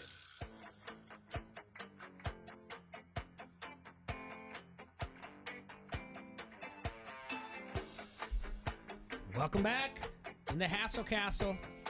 Brought to you by the R Bar in Davenport. We just got done talking to Tim O'Neill. Great guest. He's got MPX Mobile Party Experience that's going on, and that will be at Pints on Saturday, 2:30, Iowa, Indiana. It'll also be at the R Bar October 1st. R Bar is in Davenport. It's your destination for an upscale and sophisticated atmosphere. The R Bar is located at 4907 Utica Ridge Road and prides itself on its fine wines and liqueurs, unique cocktails, and martinis. From Busch Light to bougie, the R Bar has something for everyone, which makes a great fit for you and your friends. Have a drink, grab a bottle of wine to share, and watch a game. You can do all of that at the R Bar. Make sure to check out their Facebook for live music announcements, specials, and much more. And while you're there, make sure to like their page. See you tonight at the R Bar. I cut off Tim before he could talk about it, but again, he also is a big sponsor and helper in the Lago Marciano's Coco Beano race. That'll be October 16th in the East Village. Go to that. Go to Lago Marciano's Facebook page. You can find details there to register. That's in the East Village, and on top of it, it's the best swag giveaway there is. Quarter-length pullovers to have, and I know I see you got what I've seen those before. Yeah. Those are nice. I guess what you know what else I see? Mm-hmm. I see people's posts on Facebook about their PRs and how they're running and training and whatever else. Why don't you go ahead and sign up for this right now in the East Village and get after it? So want to thank Tim for coming in. Fun stories, always good. And the MPX thing is a great environment. And he's an Assumption grad, a UNI Panther, played football. His kid was up North Dakota State. Just all around fun times. How about that trip? That's a great trip. Yeah. The worst part about it is, as he was talking about Monday Night Football, my anticipation rose for what, and he had to be the same way, be like, let's just keep going. Let's go. Yeah, it's like you're at the blackjack, like, let's just hit again. Yeah. And then you're like, oh, darn it, it's in Seattle. We're not going to make it. Not going to make that one. Yeah, that's a good one. I like to tell you this every day. They still have baseball going on. There is baseball still going on. Yeah. And so I am going to keep reporting on the baseball. Hey, the Cubs swept the Twins. Come on, I know. Yeah, they shut out the Hey, Twins on the road. Got to give me that, man. Yeah, John Steele got or was it Justin Steele? Justin Steele. Justin, yeah, the WWE guy. Mm-hmm. He's 3-2 in the year. Cardinals had a doubleheader. They split with the Cincinnati Reds. They won 5-4 and then lost 12-2. The Rockies beat the Rangers 9-5. Diamondbacks 8-3 over the Padres. Mariners shut out the Astros at home 1-0. The New York Yankees, Garrett Cole, turned to 14-6 on the year. They beat the Angels 4-1.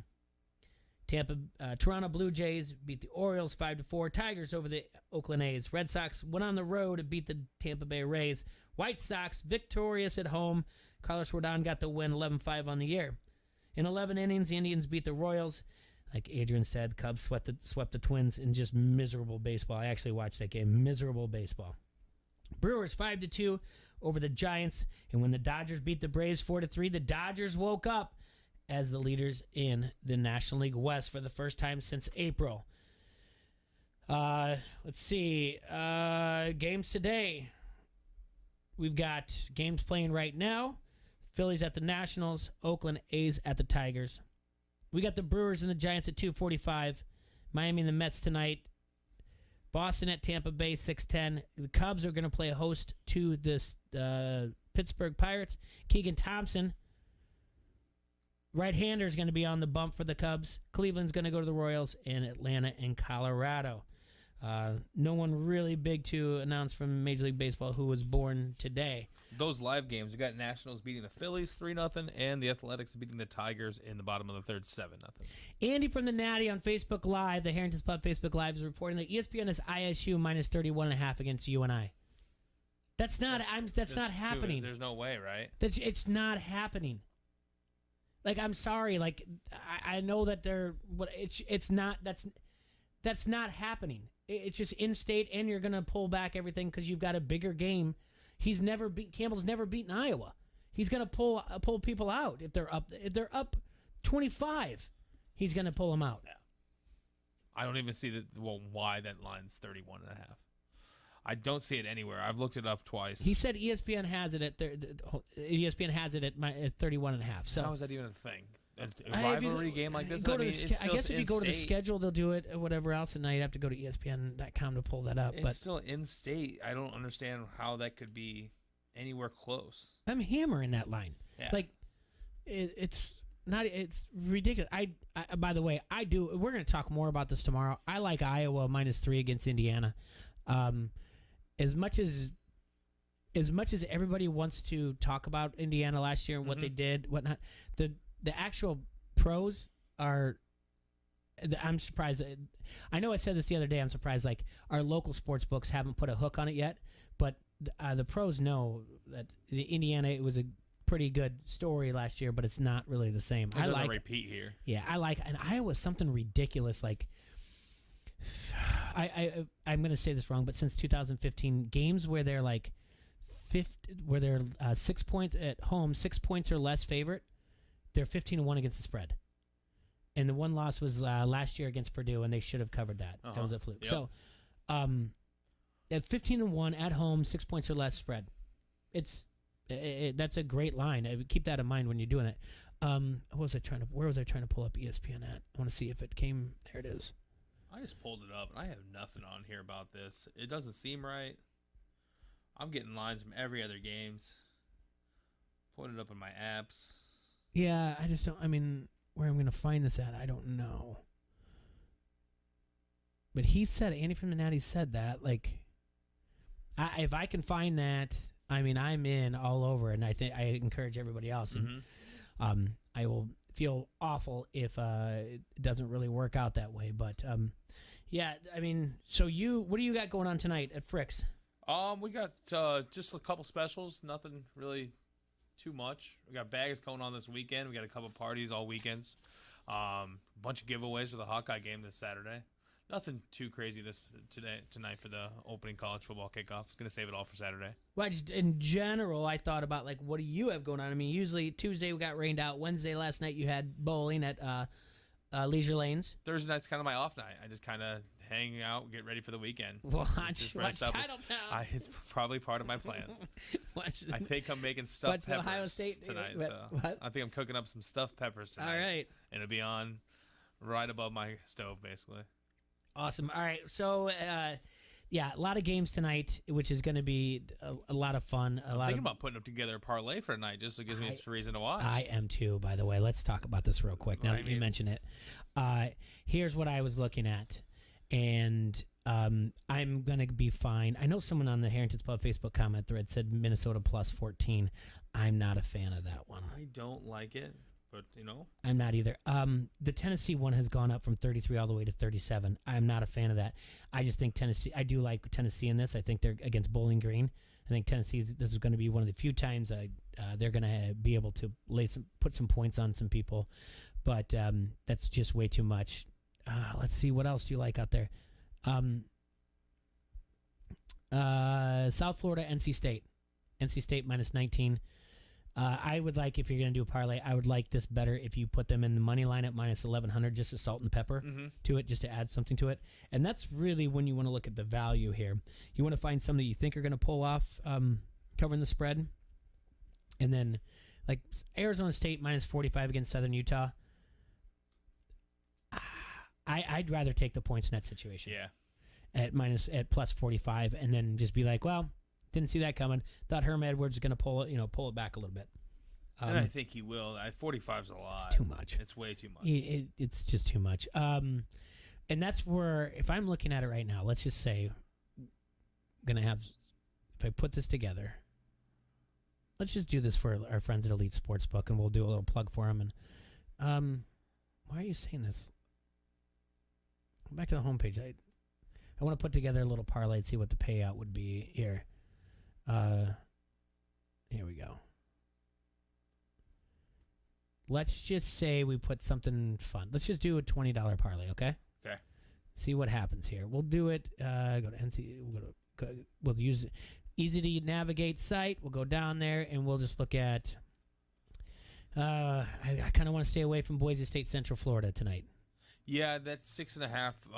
It seems like a trap right there. All right, I've added Southern Utah plus 45, and I did give up the 14 with Ohio State. I'm in on both those. Okay. Let's see. I'm going to salt and pepper it with NC State minus 1,100. And let's see if I can get some at home. Don't want to get upset anywhere. There's not a lot of money line out there that, you know what? And then I'm going to throw in, this is bad. This is where I get out of line here. Southern Illinois on the road at Southeast Missouri State, minus 12. Let's just see where this goes. Okay. If I just do a little parlay action and make, let's see. What was your fourth one? I'll give it Ohio State. Ohio State. Southern Utah. Southern Utah, NC State money line, minus 1,100. Gotcha. Look at that, $20 to win almost 140. Yeah. That's a winner. I like it. I mean, that's where we're gonna go with that. I'm gonna do. Here's a question mark before you punch that in, Adrian. Do some research on Southern Illinois or find something else. But here's what I like: NC State at money line, Ohio State to cover the 14, and Southern Utah at plus 45. That one I like a lot. I am kind of interested in maybe going the opposite direction. In the Tennessee, I'm going. Instead of giving up the 37, moving up. It does.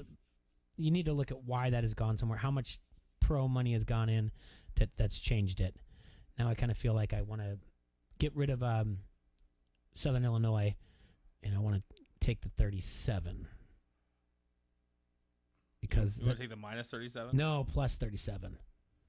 That line has changed just too much. It's something on commercial break I'm going to have to take a look at, like the pros and Joes, like how much money has come in the opposite ways, because I just don't like that. But I think I'm getting more value at Southern Illinois at minus 12, and it seems like a more possible game to cover on the road.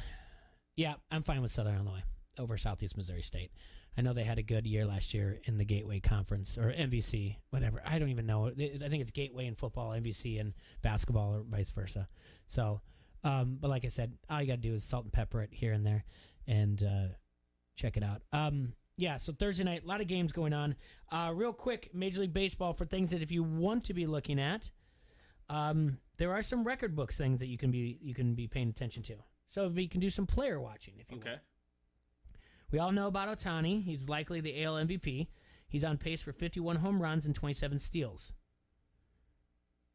There has never been a 50-25 season in Major League Baseball history. Isn't that weird? That does seem odd. There's never been a 50-25 in Major League Baseball history. Oh, wow. I guess Soriano was only like 40-20 that year, wasn't he? Yeah. Juan Soto, the Nationals, he's the only qualified hitter with more walks than strikeouts, and is on pace to become just the fifth player in the century with at least 130 walks and fewer than 100 Ks.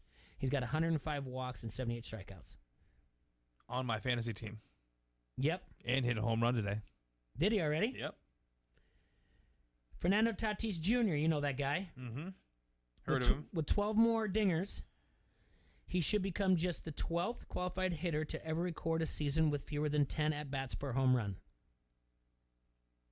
Fewer than 10 at-bats, so just around 9.89, he hits a home run. Salvador Perez is 2 home runs shy of becoming the 6th catcher to hit 40 in a season, and 8 shy of breaking Johnny Bench's single-season record. For catchers? Yeah. At 42? Was it? 46. 46. That's incredible. That's exciting. Yeah. Some little love for Kansas City there. Mm-hmm. Pitching-wise, Corbin Burns and Milwaukee Brewers, he has a 1.58 FIP, fielding independent pitching, and is the 10th best mark in Major League Baseball history, and the 2nd best since 1945. The best was 1999, Pedro Martinez, 1.39. Adam Wainwright of St. Louis Cardinals is trying to become just a 4th qualified pitcher of the century with a sub 3.0 ERA past the age of 39. He's currently sitting at 2.97. And Walker Buehler of the Dodgers, he leads in Major League Baseball in ERA at 2.05 and could become the 15th pitcher with a sub 2 ERA and 200 strikeouts. He currently has 183. This was since the mound was lowered in 1969. Austin Adams of San Diego Padre leads the league with 18 hits batsman despite throwing just 45.2 innings in relief. The next fewest innings pitched in Major League Baseball with that many batsmen is 122.2, so he's going to have that record. And Brent Suter, the Brewers, his 12 wins ranks 5th in the National League, but here's the catch. He's only started 1 game. Just 2 other pitchers this century have won as many games as few starts. So as our Cubs and our Twins go down, there's other things we can be looking at. I really like that Salvador Perez one. I know. That's great. That is something. That's some scoreboard watching. He's type got of a box month score. left, basically. Huh? He's got a month left, basically. Yeah. Yep. All right, we're going to bring in John. We're going to take a quick break first, and we're going to get John in here. We're going to talk to him about Leadville. John's been on the show before. He raised money for autism awareness and whatnot, but I don't want to just bring him in and have him sit down and jump right into it. We're going to take our second break and then talk to John for just a second. We'll be right back. Don't Hassle Us for Local on ESPN 1170 AM. This is Josh Sides, head coach, St. Ambrose University Esports. You're listening to Don't Hassle Us, We're Local. Find hot deals and what you need for your furry friends at Tyson's. Score a $10 Tyson's gift card with the purchase of select Hill's Science Diet dog and cat food. Save $3 on savory prime beggar bones, now $4.99. Enjoy great savings on birdseed from Granary Harvest, Country View, and Wild Delight. Naturally complete whole grain recipe dog food, now $22 after $7 savings. All these great deals and more now through September 12th. Tyson's Home Farm Auto. As summer heats up, so does the sports betting action at BetMGM. Sign up now using bonus code FOSTER, and your first wager is totally risk-free up to $1,000. Place your bets on all the exciting showdowns in MLB, MLS, and more sports from around the globe. And when you register with BetMGM, you'll also get instant access to a variety of parlay selection features, live betting options, player props, and daily boosted odds specials on big games. From breathtaking goals to colossal home runs, the king of sportsbooks takes every play to a new level of excitement. Simply download the BetMGM app today or go to BetMGM.com and enter bonus code FOSTER to get back up to $1,000 on your very first wager. With BetMGM, you're just a few taps away from turning game time into showtime. New customer offer, paid and free bets. Visit BetMGM.com for terms and conditions. Must be 21 or older, Iowa only. Please gamble responsibly. Gambling problem? Call 1-800-BETS-OFF. Let's just take that out of your mouth. At Ping's Pre-K, the growing enrollment is no play date. She needs more teachers certified in early childhood development. Is it nap time yet? Lunch? Indeed can help her hire great people fast. I need Indeed. Indeed you do. With Indeed Instant Match, we immediately show you quality candidates whose resumes on Indeed meet your sponsored job description. Visit Indeed.com/credit and get $75 towards your first sponsored job. Terms and conditions apply. At Shell, we know from the time you get up to the time you wrap up, Good night. There's a lot of meetups, eat-ups, and hurry-ups. So come to Shell and get 3 things done at once. Fill up with Shell V-Power Nitro Plus to help keep your engine running like new. Save up with the Fuel Rewards program and never pay full price for gas again. And snack up with in-store rewards to save even more at the pump. Make the most of the stop you need to make with Shell. And engines that continuously use Shell V-Power Nitro Plus premium gasoline. See full terms and conditions at fuelrewards.com. What's your car's monthly payment? There's a good chance that First Midwest Bank can lower it. Just like refinancing a mortgage, First Midwest Bank can refinance your auto loan too. That means lower payments, lower interest rates, and higher monthly savings. Plus, you can wait up to 60 days to make your first payment. Go to firstmidwest.com/auto refi to apply and drive down your car payments today. Member FDIC, subject to credit approval, vehicle insurance required. The biggest stars in sports are heard right here. Never miss a moment when you download our app. This is the Quad Cities sports leader, ESPN 1170 AM.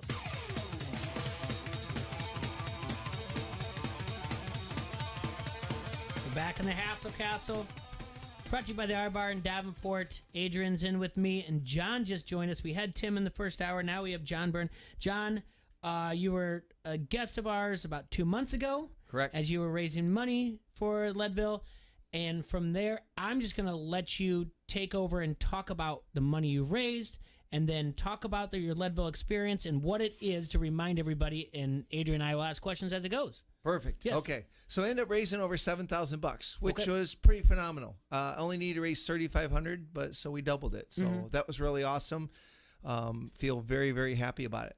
So ran Leadville about 11 days ago. And I came home from it, and I would say I am 99.5% thrilled, humbled, excited, and happy. So bottom line is I finished the race. It's 100. I'm sorry, let me go back for a second. So Leadville is a 100-mile run through the Rocky Mountains. It starts in the small village of Leadville, Colorado, which is the city with the highest elevation in the continental United States, about 10,200 feet. So it's 2 miles high, and so the air is really thin out there. So the race starts there, and then it goes up from there to about 2.5 miles above sea level. So huge challenges just breathing. And then you run 50 miles out into the Rocky Mountains, and you run back, and you try to do it within 30 hours. So that's kind of what the race is all about. I've attempted it 5 times and came back with my 4th finish. So I'm really excited about that.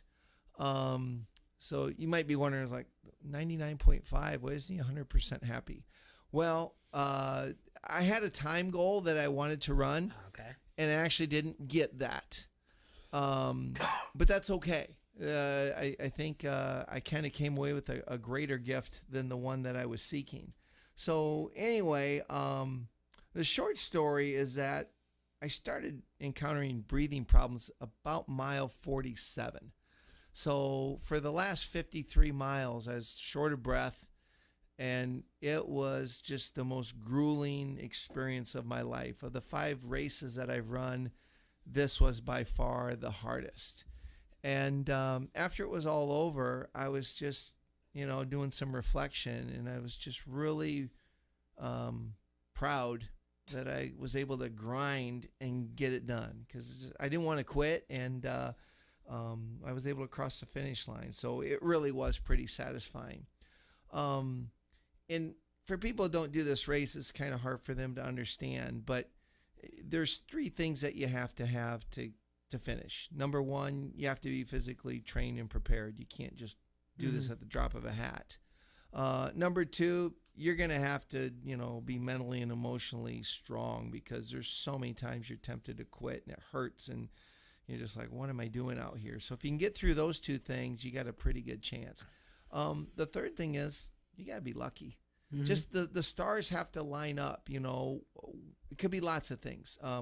Weather can take people out. There's just certain things that can happen that you can't predict, that can knock you out of the race. So you do need a little bit of good fortune or luck on your side. And it was interesting. I can kind of drive home the point about why I feel so lucky. There was a guy that I was running with beginning of the race, and we got talking, and he's from St. Louis, and he told me that he had finished 8 Leadvilles in a row. So I'm thinking, wow, that's twice as many as I've done, and this is really amazing. It was a great runner. He doesn't finish that day. Another friend of mine, he's finished Leadville twice under 24 hours. The last 3 times, he has not finished this race. you can't say a guy's not a good runner. I mean, he's a great runner, and he's running in a phenomenal time, but yet on this particular day, he can't finish. So, you kind of come away with it, and you're like, if I can get across the finish line in time, that's an achievement that you better be proud to take home. And so that's kind of why I feel fortunate and great. I was talking with another buddy of mine, not one who ran the race, but was sort of reflecting on the race, and he said, it's great to run the race. He said, probably the best thing that happened is who you became in the process of getting ready for the race. And thinking about all of the work habits that you develop and all of the discipline. And, as I was saying, I was like, gosh, how many times did I go out on 20, 30-mile runs? How many times was I on that treadmill with an incline of 15 or 30 and just pounding it out for an hour? At times when nobody's looking at you, nobody's watching you, there's no fanfare.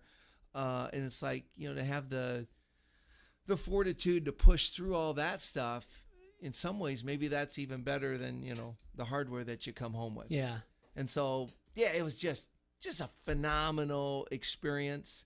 And I'll let you get to questions in 1 second, but there's just one other thing I got to mention. I talked about this a little bit in June, but these are funny kind of races. It's like, okay, you line up, you run the 100 miles, you cross the finish line. And for people who don't understand these races, they think, okay, well, if you get in good shape and you do well, great, good for you. What they don't understand is the team aspect of it. Most everybody has a team when they go out there. So you have people that you call your crew, and you meet them about every 10 miles. They're making sure that you're eating your food, you're taking your meds, change your shoes, socks, shirt, all that kind of stuff. And then usually the last 50 miles, you have pacers. Well, this year, we couldn't have them until mile 62, which was fine.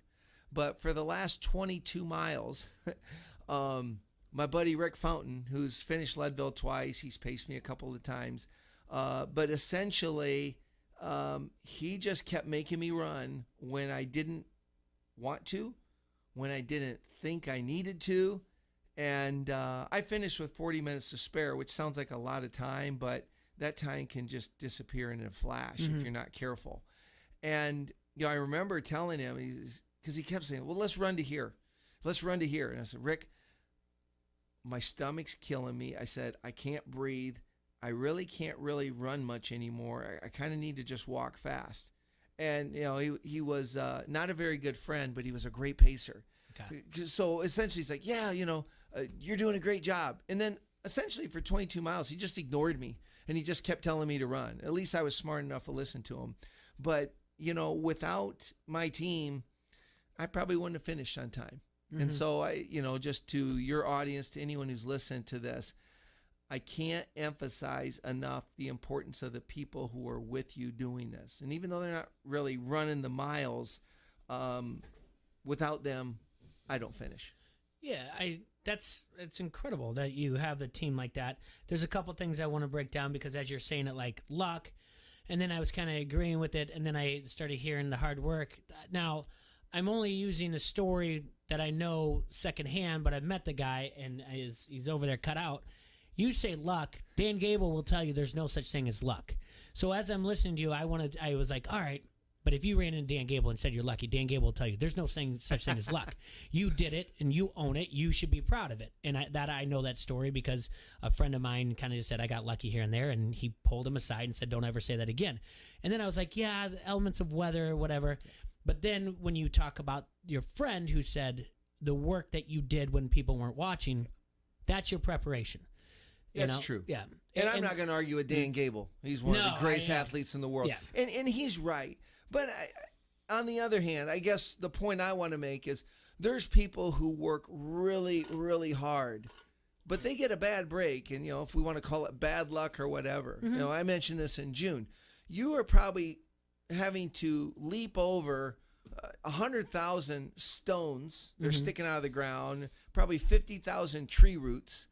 And if you trip on one of those and torque your knee or your ankle, I'm sorry, you're done. Nobody's going to run 70 miles on a sprained knee. Yeah. You can be tough and maybe gut it out for 10, but 70 in altitude ain't going to happen. So I guess maybe if I could sort of reattempt that discussion, bad luck can knock you out of a race. Oh, I'm not and just saying because anything. I people agree who with you, don't cross the finish line, it's not necessarily because they didn't work just as hard, that they didn't put in the miles. They just had some bad stuff come up, and sometimes it's just kind of like fate or the grace of God, which means that you get that or you don't get that. But I totally agree with you. And I'm not taking away the luck thing of it. I'm just giving you that one more pat on the back that I'm telling you what I know what Dan Cable would say. And you're right. Without hard work physically, without a steeled heart and a steeled mind, you won't finish this. Yeah. So the physical and the mental and the emotional preparation, like those are the basic foundation building blocks. If you don't have those, all the luck in the world is not going to get you across the finish line. But sometimes you need the stars to line up a little bit for you as well. How many people ran the Leadville this year? Sure. This year ended up being about 660 that towed the starting line. 660 people.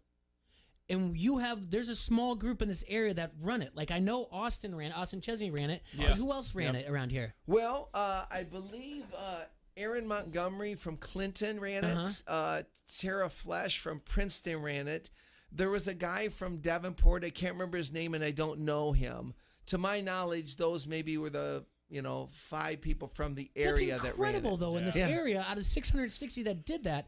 It doesn't matter, like you said, win or finish it or not, to put in the time to do that, and there's 5 in this area of 660, that's incredible. Yeah. And the fact that they actually have enough people to form a team, that's great for everybody to do it. That's so weird to me. That is, I don't want to say weird. I'm proud that there's people that want to go out and do this thing out of 660. I thought you were going to say in the thousands. No. Yeah. It's a life-changing experience, man. I tell you, the energy in the air on a race weekend, it's even if you're not a fan of running, if you're a fan of the human race, it's one of the coolest environments to ever be around, and it's so fun. They talk about being a family out there, and to people who don't know, it sounds cliche, but you feel it. You feel like you are so cared about and loved by people there at that race. I guess that's why I keep going back all the time. Yeah, I want to talk more. I will come back to Leadville. Well, let's stay on Leadville real quick because you raised money. You didn't say what you raised money for. I said it beforehand, but I want you to talk about what you raised money for. Thank you. Autism Speaks. It's a national organization, and essentially they fund research and provide resources for families who have a member with autism. So, autism is it's a tough one to deal with. But if families are armed with knowledge and ideas and practices on how to help their children or a family member that has it, autism is one of those things that you can make a lot of progress towards decreasing it or eliminating it. So, we want to arm those families with the resources and the knowledge and the research. And the research hopefully will help us figure out ways where it doesn't happen as much anymore. So that was the organization I partnered up with, and it was just a delight. And I'm maybe as proud of that as I am of running the race. Well, you've done a lot of things where you set goals for yourself. And obviously Leadville's been one of them, and you've done that, and multiple times you've run it, finished it. But you've also what else have you set forth that you've done? Yeah. So after Leadville, I decided to do an Ironman triathlon, and for me that was monumental because I'm like super scared of the water, and 2.4 miles in open water was like the most frightening thing I could ever imagine. I hear you. But I did it, and it was really cool. Those conquering your fear kind of things. So I did that. Then, gosh, there's 7 or 8 other things. I did like 100 consecutive push-ups, ran a 5-minute mile, benched 300 pounds, made 100 free throws, did 25 pull-ups, did a burpee mile around the Wharton Fieldhouse track. I might be missing a couple of other things. What's a burpee mile? Oh, well, you know what a burpee is. So I know that. You go down a squat thrust, you shoot your feet back, then you do a push-up, and then you come back into squat position, then you do a broad jump, and then you do it again. So it ended up being like 900 push-ups, 900 broad jumps, 900 burpees. Took me about 2.5 hours. I was pretty tired afterwards. My back was a little bit sore. And I had to wear gloves. Probably went through Yeah. about 3 pairs of gloves because those tracks, eat up your hands. No, I don't know Yeah. because I'm never not put my doing hands this. on any of them. But it's awesome. And in the future, I haven't set a date, and I need Okay. to, but I'd like to do a 2-mile burpee. Oh, okay. So I've already done 1. I'd like to do 2. There's other people who have done the 1 mile, but I'm not aware of anyone who's done the 2 miles. So I think that'd be cool. So I was trying to set you up with my man Adrian here. If you ever wanted to bowl 300, Yeah. Oh, maybe we nice. could teach you how to do that. I don't know. You know how to do that. He seems like he could do it right now. Yeah, I know. Just throw it out there. You probably go out and you're like, all right, I'm done. Yeah. I don't- It's gonna make me quit bowling.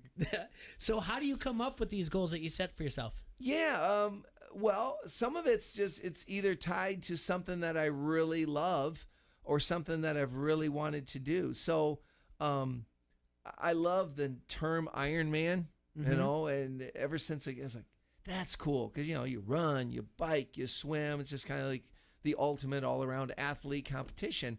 But I knew about them as a teenager, but I was like, well, no way I'm doing that because I can't swim. Yeah. So for 25 years, that just was on the shelf. Well, once I ran 100 miles, like, okay, I know it's hard, but I could figure this out. And so maybe you want to do that. In high school, I think I ran like a 5:16 mile, but I never got 5 minutes. So I'm like, I want to do that. So kind of like goals that were never accomplished.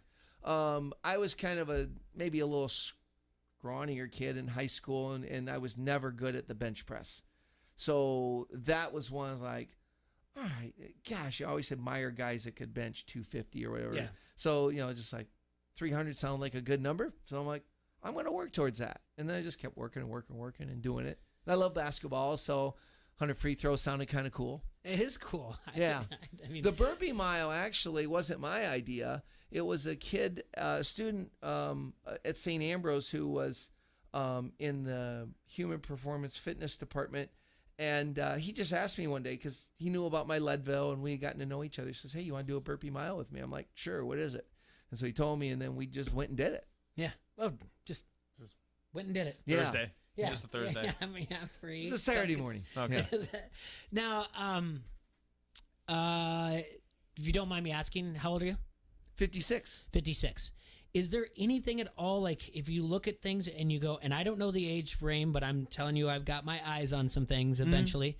Is there anything in you that you're like, I hate to say like Senior Olympics, but you're just like, I'm going to go dominate the Senior Olympics? Oh, no. I mean, I'll think about it. Yeah. That hasn't crossed my mind yet. Yeah. That's never been my goal, was like, I want to go, get a gold medal in something. Sure, but what has sort of driven me is I want to be the best version of myself. I kind of just don't want my body to get old. Yeah. And one thing that I still do is I play basketball. I go 100%. And so it's, like a lot of times guys my age, like, oh, I'm going to be in a 50 or over league. It's like, no, I'm and I'm not the greatest player in the world. And if, I used to play in the Bettendorf City League, and I don't think I could play in the A League anymore, but I'd probably do pretty well in the B League. So I just like to push myself. I still play with some guys that are really good basketball players. And so I like to try to be just as much of an athlete as I felt like I was when I was 25. And I don't know. I like it. I stretch, I run, I try to work hard, and I'm just trying to teach my body that it hasn't really changed that much. I don't think getting a gold medal at the Olympics is anything. I think it's one of those things that get after it. I mean, you could look at it and just be like, if it takes me, just like someone says burpee, do a little research and you're like, yeah I think I'm going to do that. Not a bad thing to do. Yeah, I've been told some people, because I run pretty decent, and they're like, man, you could enter some Masters races and you could probably win them. And it's like, it just hasn't tripped a switch in my brain yet. But maybe that's something out there in the future. Absolutely. And John, just the few times talking to you, whatever else, it's the stories that you have about preparation and goals, and setting those goals intrinsically is more important to you than having like the buckle or whatever else. And by the way, talk about this medal here that you have from Leadville. That's cool. Yeah. So we got a camera here, right? Yeah. You can hold that up if you want. Yep. So the cool thing about this medal, if you finish a race, they give you this. And the line through it is actually the course. So it's 50 miles out, 50 miles back. So that's kind of neat. Sort of a little map of the course.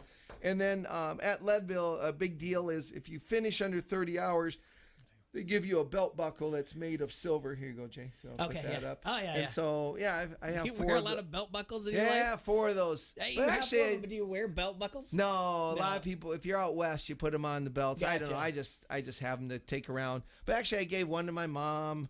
I think most of my buckles I've given to people who are special to me. But Okay. I still do have a couple. How many people finished this year? Roughly 320, 324. So just under 50%. Less than half. Yeah. And that's almost par for the course. Okay. And I probably mentioned this before, but in case someone wasn't listening in June, what I find remarkable about that figure is that everybody who toes the line, they're serious about running, and they've been training for 6 to 18 months. So it's, you would expect if people have been working that hard, they know what they're getting into, you would think most of them would finish, but less than half of them do. I think it's just a testament to how hard it is, how long it is, how tough the altitude is, how brutal the mountains are. And, some of the incline climbs, it just sucks the sap out of you like you wouldn't believe. And I always say in this race, you have about 100 highs and 100 lows. And all you got to do is give in on one of those lows and you're done. So most people, many people, they can't fight them all off. They might be able to fight off the first 59 lows, but they can't fight off the 60th, and then they're out. That's an incredible way of looking at it, though. If you know that you're going to have 100 lows, but you're going to have 100 highs, that's what's going to get you through it, is that I'm going to get to that next high. Yeah. That's an incredible way of looking at it. Like, you just have to fight through it. Every time you're in pain, you say to yourself, just make it through the next 20 minutes, and it won't hurt so bad. And it's true. Your stomach hurts, like, after a while, it'll go away. It might come back again, but you get some relief. Your muscles are killing you. Mm-hmm.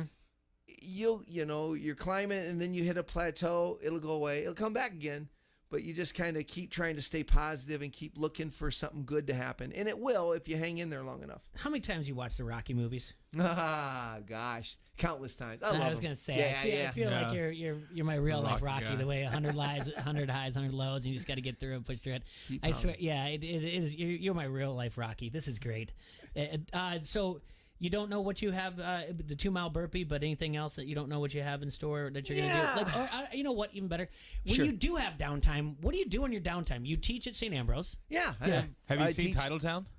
I have not. I don't think he watches TV that I watch. I feel like this guy does not spend a lot of time in front of a television. I've been teaching business classes at St. Ambrose University the last 30 years. I'm a professor in the marketing and sales department. I got a great job. I love kids between 18 and 22 years old and helping them figure out what they want to do for life and, help them build their dreams. So that's my day job. I've got 5 kids and 3 grandkids of my own. So there's some things there. I've got good friends. But yeah, I'm probably pretty darn active 6 out of 7 days a week. Since I came back from Leadville, I've been on a few runs, but now I'm looking to just tone up a little bit. Work on my abs a bit, do some light weightlifting. I'm not looking to go crazy bulk bench 400 or anything, but I want to get more fit, more athletic, more functional fitness. Probably I've got some some of my old goals that I've 36 vertical. I'm aiming for that. I am not focusing on it right now, but that's something that's been in my mind. I've thought about running Ragbri. You can run Ragbri? Well, I think officially sanctioned, no, but a few people have done it. But I thought about this 15 years ago. I just never did it. But, so it'd be like 7 60-mile run days. It's like, I could do that. So that might be in my future too. That's incredible. That's incredible. Yeah. That is amazing. Yes, I think that's great that 15 years ago you thought about it. Some people have done it, wherever else non-sanctioned. But yeah, I mean, why wouldn't the people that put together, because by the way, the people of Ragbri, they need this type of good publication. Yeah. A few years ago there were some problems. Why wouldn't the people of Ragbri support this And be well, like, maybe they're afraid someone might have a heart attack and die. There could be some bad PR from it too. But they could just have a Zoom meeting with you and figure out, like, no, he can do this. This is the guy. We got him. This is the one we want. Yeah, we finally found the guy. So market this guy. Yeah, I think that would be great. So you said 7 days of 60-mile runs? Yeah, I think usually it's between 420 or 450 miles across Iowa, depending on the route that they pick. So have it'd be you done about Ragbri? I've never done it. Okay, not running, but biking. I haven't biked it either. Me neither. Yeah, it's never been anything on my bucket list or whatever else. But I think that's incredible if you're thinking about doing something like that. You said you think some people have done it. I believe too. I thought I read a few years ago where a couple people had done it. Okay, not positive, but I think so. I think that'd be really cool. So it's related, but a little different, if you don't mind. No. I was watching a show on PBS a couple months ago, and Maria Shriver was like emceeing it or whatever. And what was really cool about it was it talked about as we age, what happens to our bodies, but what doesn't have to happen to our bodies. And so essentially, the common convention is like, oh, you get old. It's like, okay, your back gets sore, you get less flexible, your bones get more brittle, you're more forgetful, and, just beyond a certain age, we tend to think, oh, well, beyond age 25, physically you're declining. And then whatever the age is, 60, 65, 70 is like, okay, well, now you're not as smart. You can't remember. You're not as quick in your brain and all that. And essentially the show said, they were talking about science and cells and all that stuff. They said, really, it's a bunch of bunk. They said that this does happen, but it's not because it has to happen. They said the reason why people physically decline is they stop challenging their bodies. And the reason that they intellectually decline is they stop challenging their minds. Mm-hmm. And, I thought about it. It's like there's examples, it's like who's the Jack LaLanne or whatever, the 77-year-old guy that was like lifting 300 pounds. Like, okay, what about him? Everyone just wants to say, well, he's an exception. It's like, maybe it's because Jack's working out at 70 years old harder than some guys are working out at 25 years old. Mm-hmm. And we know of people who are like, oh, not by name, but it's like there's probably a 90-year-old man or woman who's a CEO of their own company. And they're like the smartest, sharpest person in the world. It's like, why? Well, because they're probably reading the Wall Street Journal every morning. They're probably networking with professionals. They're talking about new ideas. And I think what actually ends up happening, Jay and Adrian, is that I think people just sort of start surrendering themselves to a fate that they don't have to have. There's people that's like, well, God, how do you do that at 56? It's like, well, I don't know. I've been just trying to do what I do every day. I don't really think about my age. When I go run a sprint, I run it as fast as I can. Mm-hmm. And it's like, and my body responds. Now, I understand biology, but it's like there's a lot you can do to either stave that off or whatever. I mean, I see guys at the Y all the time, 60, 65 years old. These guys are throwing up 450 on the bench. Mm-hmm. They're old, but they're stronger than oxes, and their muscles look amazing. Why? Because they work at it. This is, Adrian, this is how I know that John's smarter than you and I. One, he dropped PBS. Yeah. That's what he watches. Two, he mentioned Jack LaLanne, CEOs, whatever else. And both of us, I'm pretty sure at the same time, when he was mentioning these people, we were thinking of Vince McMahon. Yeah, there you go. That's it. That's all we had. So that's what I was like, this is why I know he's smarter than us, because I was thinking, I'm like, I bet you Adrian's thinking about how buff Vince McMahon is and how he's always working out and his brain's always going too, like late at night, because they say he doesn't sleep. Yeah. He's always working on the next thing, and he's 70-something, whatever else, and he's jacked to the all or too. Yeah. And I think, it's like sometimes we look at what we are now and we look at, well, this is where I'd like to be. Oh, my God, that's such an abyss. It's hard to get there. I think people need to just, hey, accept where you are at today. I don't care what you're overweight, you're slow, you're, whatever you are, you are. You can't change that.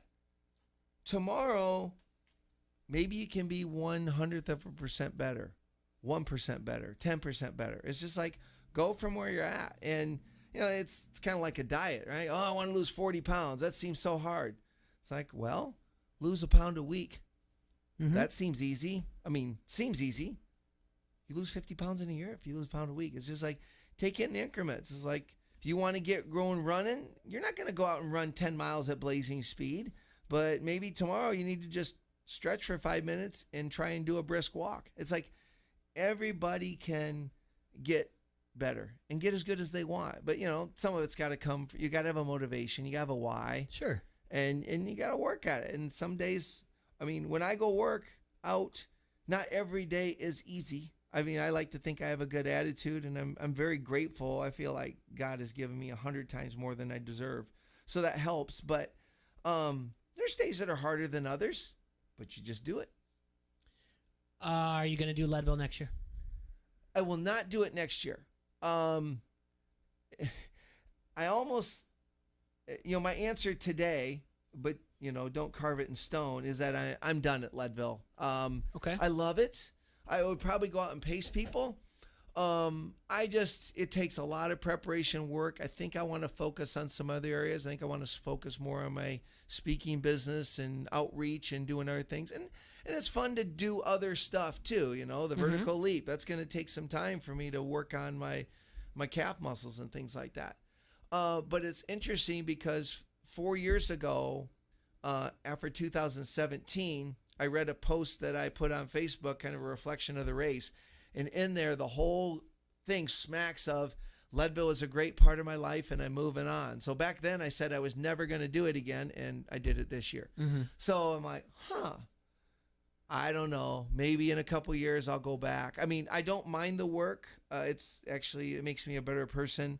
I love the race, what it stands for, the people, the community. Maybe, but I can definitely say it's like, I'm not saying right. It's like, oh yeah, I'm going back next year or in 2 years. I got to go back. No, there's nothing there right now. It may resurface again. And if it does, and the time and the elements are right, then I'll do it. But, Leadville has given me more than I could ever ask for. And so if I'm not back again as a runner, it's okay. I could do other things out there too. John, thank you for coming in. Congratulations on completing the Leadville. It's always fun to talk to you. It's incredible. Before we go, you mentioned your speaking. Yeah. Tell people how they can book you to do motivational speeches. Oh, absolutely. Yeah. Okay, well, if we record this and post, that'd be great. Sure. So real quick, first of all, my cell phone number is 563-343-3909. I think my website's pretty easy to remember. It's successisworking.com. My Gmail is successisworking@gmail.com. I teach at St. Ambrose, so easy to find St. Ambrose in the business college, the marketing and sales department. You can reach me there. And if you forget all that, call your friendly radio hosts, and they'll put you in touch with me. Yeah, you can always message us and everything. If you ever want to learn how to bowl 300, get a hold of Adrian over there. He'll help you out. Ever want to add that to your goals, man? Yeah. I look forward to following what you're going to do next. I think the Ragbri thing is incredible. I think it's something that should be done, but it's not my body that's putting it through it or anything like that. But I just think it would be a story that all 99 counties would embrace, and I think it's something that state would really, really like. And I think it's something that maybe could grow into something like a Leadville type of thing. And keep in mind, before we go, because we're getting close, Leadville was a thing that started because the town needed they needed the money. They needed tourists to come in. The mine shut down, threw 60% of the town out of work, and the town was on the verge of extinction. And since they've created all these races, millions of dollars have flowed into the community and essentially saved the town. And it's a really heroic story. 660 runners. I don't want to say all of them. Majority of them raised money for some type of charity, right? Actually, probably a small fraction, maybe 20 or 50. Okay. But still, again, good charitable works come out of that. And, and I'm all for charity. Mm-hmm.